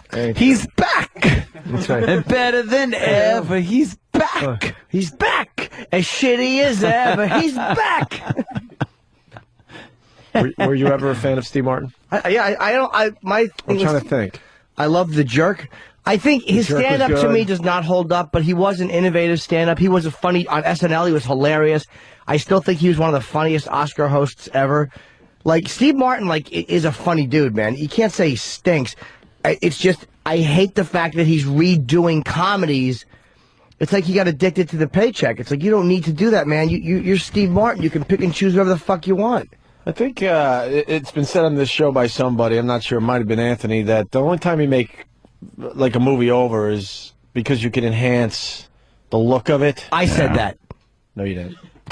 I know it wasn't. I just wanted credit. I was in an alcohol-fueled blackout when I said it. I'm sorry. But some of these movies, if you use the new technology to enhance it in that way, Yeah. not so bad, maybe. Comedies, never. King Kong was a great one to remake. There you go.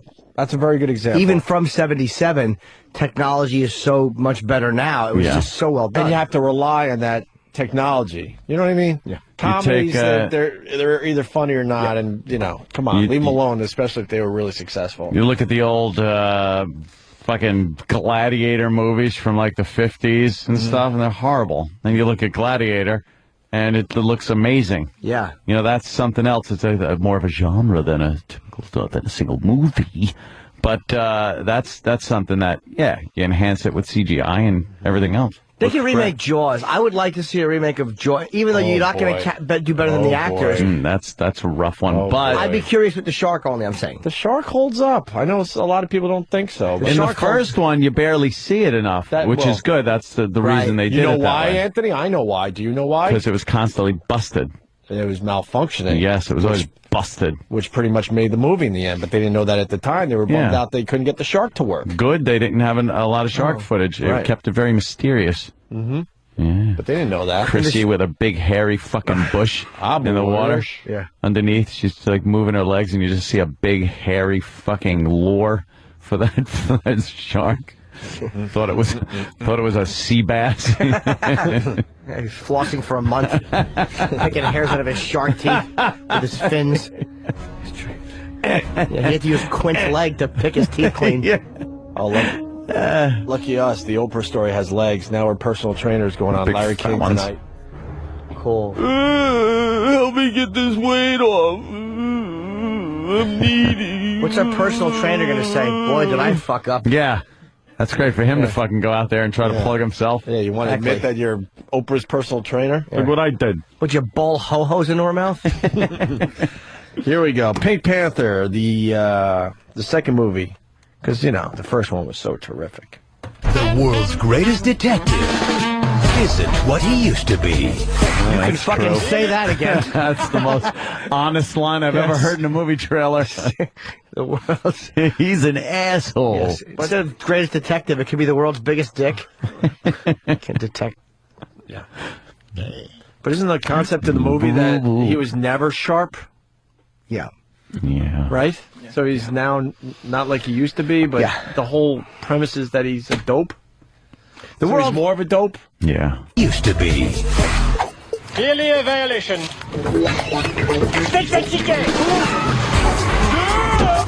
Stop this car immediately! Sam, help us out with the visual there. What's happening besides nothing humorous? Well, it was because he's in his uniform, and there's a car that's illegally parked, and he knows that because he's got a tape measure. And so he's being a stickler. Of course he is. And he's trying to get the ticket on the windshield. Asshole. But the guy windshield wipers are on. So he can't get the ticket. And then the car I bet you he tried. That's funny. Is he trying to stick it in there and then the wiper comes at him? And then holy shit, I got to see this. The car starts moving. No. He gets caught on the wipers, and it takes him along for the ride. Oh, God. He says, stop the car. Yeah. So the guy says, well, you asked for it. He jams on the brakes, right? Jams on the brakes. I knew it. I said it. Yeah, you did it. Inspector Clouseau goes flying. God, and then they think the manhole cover flipped, but it was just his wig coming off, and there's wig glue all over the street. And I have put my wig on incorrectly. I'm wearing the same hairdo I had in 1979. Fucking asshole. You think it's a rug? How could it not be a rug? Fucking rug. Jesus Christ. It's embroidered. It's hair follicles. No, there's no follicles under that. No, there's no follicles. That's fucking Velcro. Well, the second clip in the trailer. Sam's helping the bit here. You fill in the blanks here with the visuals. Sure. Here we go. But some things I am now leaving France. This is a bad idea. never change. The legendary Pink Panther diamond has been stolen. What I tell you. All right, what's going on? Oh, come on now. Let's go back to Sam. He gets to the airport, and there's a line that says, you're now leaving France. So it shows you the line, and then in case you can't read or don't understand, he says, you are now leaving France. Oh. This is a bad idea. Why is it a bad idea, Well, because all of a sudden somebody's stolen the Pink Panther diamond again. Then it goes back to him, and he what I tell you. Yeah. It was a bad idea. Because he's got to go. Because he's got to save the diamond. Wouldn't you lock up the fucking diamond a little better at this point? Yeah. Enough of the stupid stolen. diamond. What are they doing? Who's going to buy the Pink Panther diamond? Everybody knows it. Yeah. Right. Where do they keep it? Doesn't sound that valuable if you could just steal it all the time. Yeah. That website looks very extravagant. Oh, they got Pink Panther games for everyone. Games you could play. Very interactive. Oh, it's a find the funny moment game, which is like trying to find Waldo. All right. Fucking dickhead he is. Well, let's see what happens next in the trailer for the Pink Panther movie, the new one. Cool. What do you think this is? A tape recorder? No. It only looks like a tape recorder. It's actually a pen. His moves are sharper. The secret Oh, I get it. karate attack is the element of surprise. Good one. Thank you. All right, this one comes with a quiz, Anthony, because Sam writes, being the asshole he is, the inspector has hilarious gadgets and can teach children karate. Guess where this one's going? Yeah. Well, the tape recorder. Yeah, that's why Usually it's so you would funny. have a pen, and it would be a tape recorder, but it's disguised like a pen, so you could use it and tape record people. It's on right now. What? Well, it's Right. Jesus. what a coincidence, right, Jim? Oh, I swear to God, I think you're playing it. I didn't realize you were playing it. We are playing it. He got all excited. Oh. That's your birthday. You got a sugar rush at this point. But yeah, the tape recorder, look a at that. pen pops out of the tape recorder. And that's just silly. It's like, the tape recorder is bigger than the pen. Yeah, that Well, you doesn't would make think any so. sense. You certainly would think. John Cleese is in it, huh? Yeah. This fucking jerk. What a fucking Oh, jerk. he fell down the chimneys. He's in a fireplace. What's going on? Well, you're going to give away the rest of the This is trailer. crazy. This is just insane. It's amazing how fucking bad he is at this. There is a tape recorder. And then it's a pen. Ah, wow. It's Wow. Yeah, it was just a pen. And so here he's teaching the kids karate. He's saying you have to be very secretive. Oh, wow. The surprise was the guy sleeping knew it was coming. Of course he did. Tripped him up a little bit, Sam. Inspector Clouseau ends up on his hiney again. And that's a bit of a surprise that he would end up on his hiney. Well, that's why they say the element of surprise. Why does he still have a job? Why hasn't he been shot? I couldn't agree more. Speaking of Steve Martin. Wow, this just looks fantastic. Oh, now he's hanging out with the Pope. He's dressed like the Pope. And everyone's taking his picture. Oh, but, no, then he's he falling off the Buddy hangs on balcony. the banner, saving his life. Oh, But then she goes again. no. And then the Oh, nun I faints. wonder Why what would the happens. nun faint? You got to hear some of this Doesn't she stuff. have faith in God? You got to hear it to believe it. All right, let's hear it. I didn't until I heard they were making this. His challenges are greater. What is the password? Hamburger. Hamburger? No, hamburger. I said hamburger. No, you said hamburger. Hamburger? Hamburger. Didn't Peter Sellers do that? Holy brilliantly, Jimmy? shit, what the fuck? Stop with the hamburger line. Didn't Peter Sellers do that No, brilliantly? Steve Martin did hamburger in the first one, but Peter Sellers did the whole voice thing. That is what I said. Elim. That's what I mean. Yeah, of course Yeah. he did. It was hilarious and changed the word around. believable. A bim. A boom. There is a bim. A boom. A boom. A boom. A boom. But the writers snuck the hamburger thing in because in the first movie, it kind of went under the radar, but he couldn't say hamburger in the first one. Oh. So for everyone who saw the first one, they go check out the second one. And, hamburger again. You're right. Sam is the biggest asshole I know. He's right, though. He's right. When he's right, he's right. What can I Of tell you? course. Yeah. Can't say hamburger. We French. saw that. You had a good, Sam, you had a Crazy. good day. You lawyered Steve Crazy. big time, and now Oh, you're giving us some gold here with this. Steve got fucking shown up so bad. Oh, yeah. With a little assist from Travis on the records. Why does Sam only have one when I specifically told him to only get one? Yes, well, if you can show me an email that proves that, okay. No, then he didn't admit it after that. No. Yes. I admit it, but I won't apologize, Yes. even though I owe you one. He still owes me one. Now, granted, the email is incorrect, and it backs up what you said, but I wrote it down on scratch paper and gave it to a pigeon and instructed him to carry it to you. What? Well, Sam writes, we got one more track to Oh. play. And the beauty of Sam's writing, he writes, the trailer ends with more super funny jokes and physical humor. But on February 6th, To better visualize the crime, I'm going to place myself in your position. he's showing the world I am going out onto the balcony.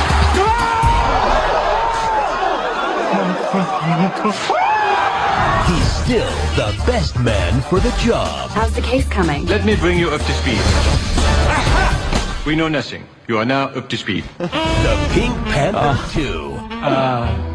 Home. Surprise attack! Remember from the beginning of the trailer? Surprise attack, karate? Yeah. Why are there The two got him. kids? He's teaching them karate. Why do there have to be Gotta have fucking little kids? Precocious kids. It's What? cute. What is it with him and fucking children in movies, you asshole? You want me to answer that? God almighty. Did fucking Clouseau do that shit? No, him and a Chinese guy fucking almost killed each other. Yeah. He kept them around, too. That was a little weird.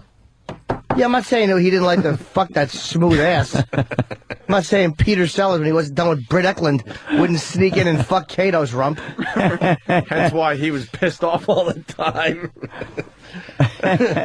God damn Steve Martin. There's got to be fucking kids in the... Got to be a couple...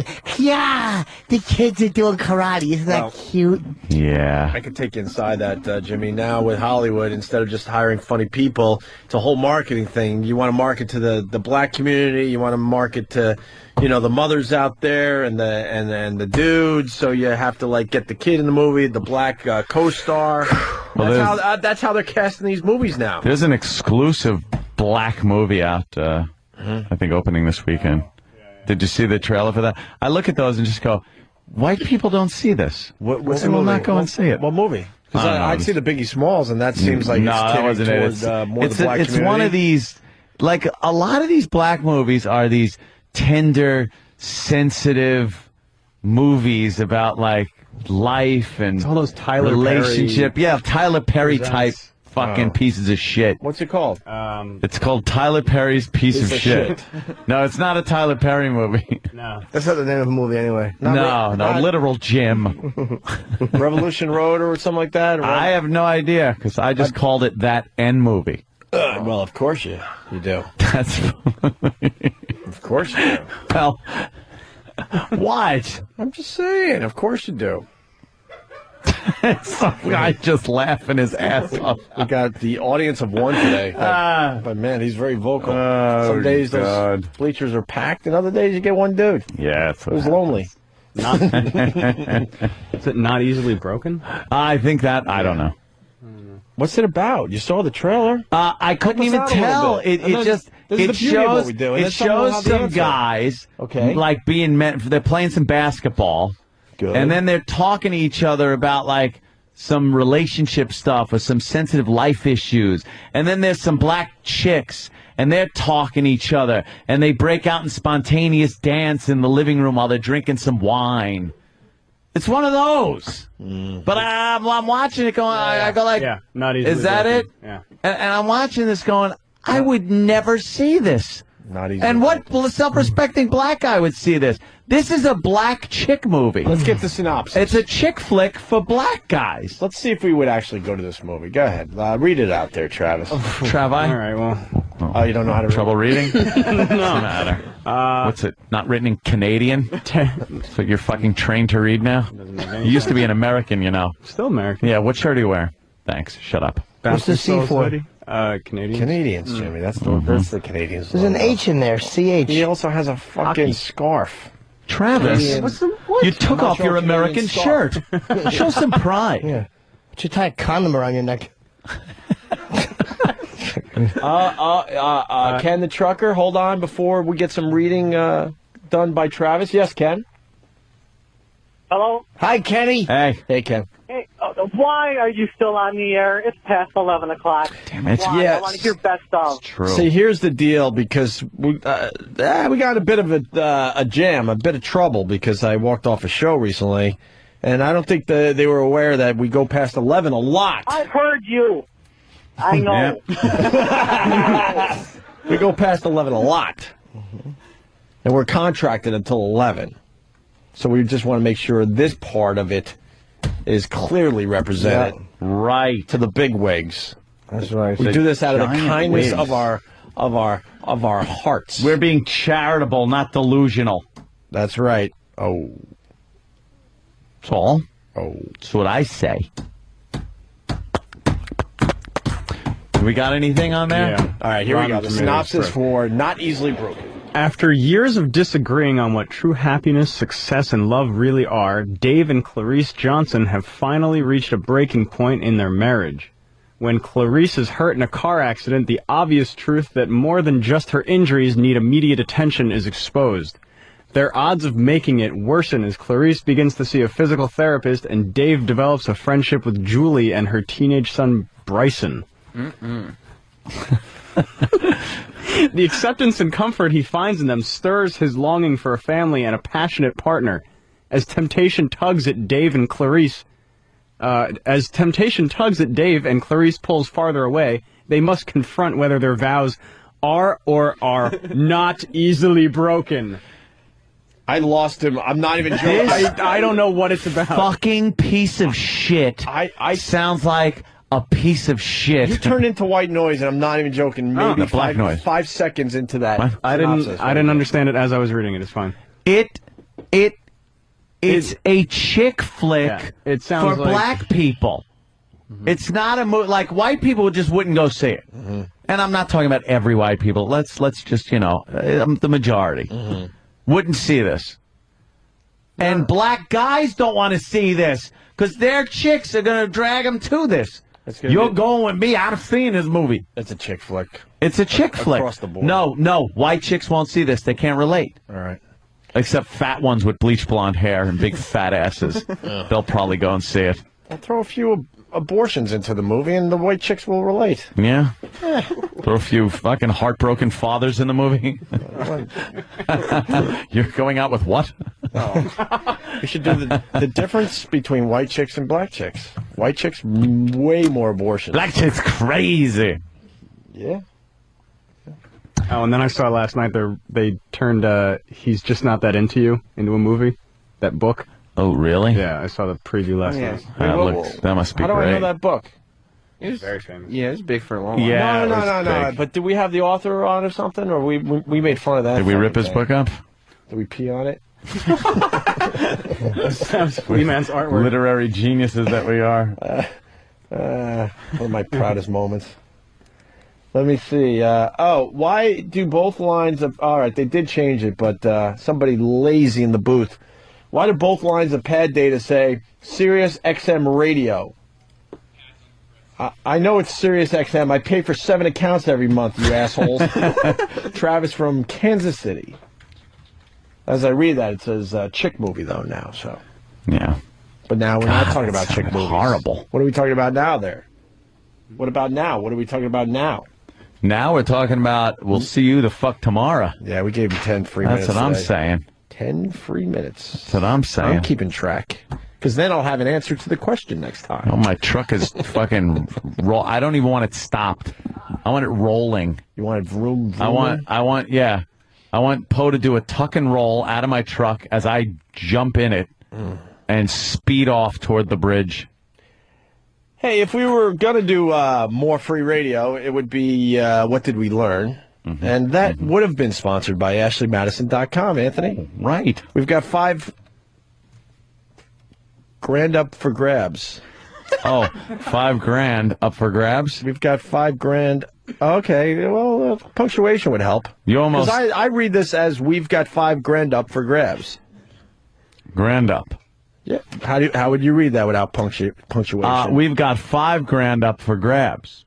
$5 grand up for grabs. Wasn't that the same mistake that drunk guy on NEW made? What's his name? Oh, Frankie Blue. Frankie Blue. We got $5 grand. And we got a prize winner.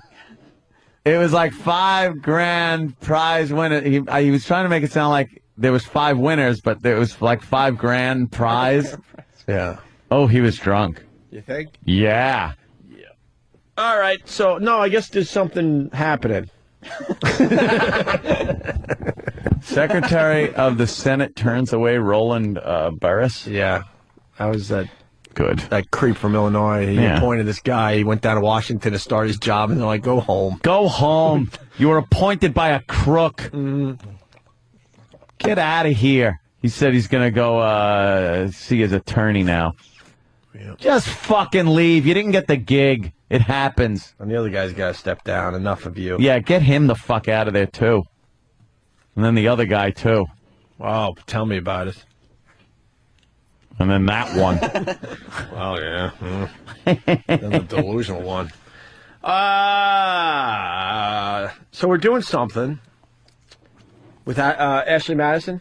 Yeah. Mm-hmm. Yeah, buy high, sell low, Anthony. That's a good one. Jesus. It went down? Yeah. You had high hopes on that one. Well, I still do, but it just never goes up right after I buy it. I'm always at a deficit the second I buy a stock or an option. Like the second I buy it, it'll tank. Mm-hmm. It'll start going down. Mm-hmm. And then it comes back, maybe. Go to sleep. Oh. My baby. All right, we better get out of here. My baby. I did doze, man. You were a little you were napping. I didn't sleep last night. It was 2 o'clock in the morning. I was tossing. Yeah. I did the same thing. From 2 to 3, I was up.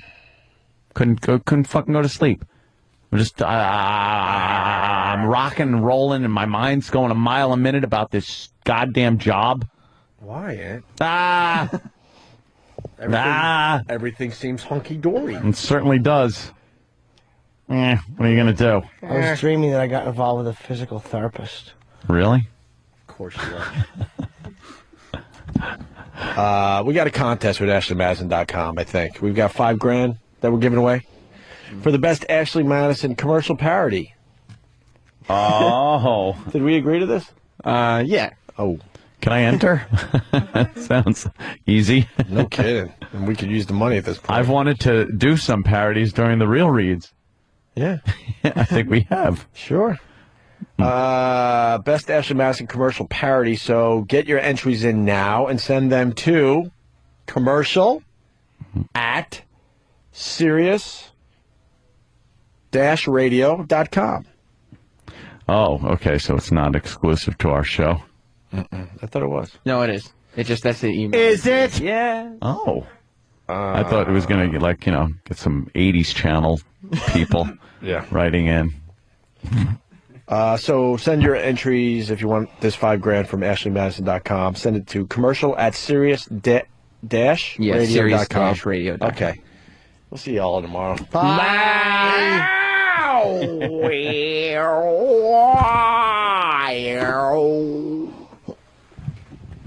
That should hold the fuckers.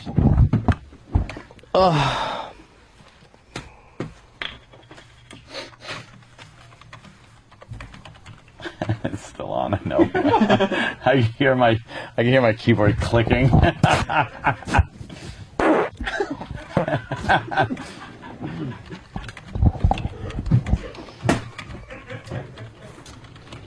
What's an egg sandwich?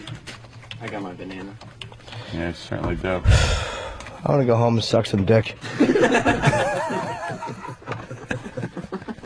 Want to share a cab? Yeah, of course. Yeah. All right. Fuck. You know that feeling you get when it's just filling up in your mouth? Oh. You feel it's all turgid, head swollen. Oh, my God. Well, you can hang out here if you want, but I'm not going to stand by while you badmouth the United States of America. Gentlemen. Animal House, thank you. Come on, guys. I'm a ding-dang Danny from Duma. You gotta watch me do my stuff. All right. See you tomorrow, guys. Steve, good one. Yeah, right. Good call on that email, Travis. Thank you. Calling out Steve. Yeah. Anything for a fellow American. What guess? RuPaul. RuPaul? What year is this? Yeah. Only if we can fuck it. Bend it over and fuck it. What is she promoting? He. America's next drag queen superstar. Oh, no. Wait a minute. I don't know about that. Intern David could enter. Fucking drag queen reality show. Why not? Well, I'm not a similar ilk as you. Well, it's funny, though. Yeah. Funny. Funny, I don't like fucking women with cocks. All right, well, Call me so silly. I think a little narrow-minded, but What else? Billy Hussey from the Confessions of a Teen Idol show. Which one was he? Fame.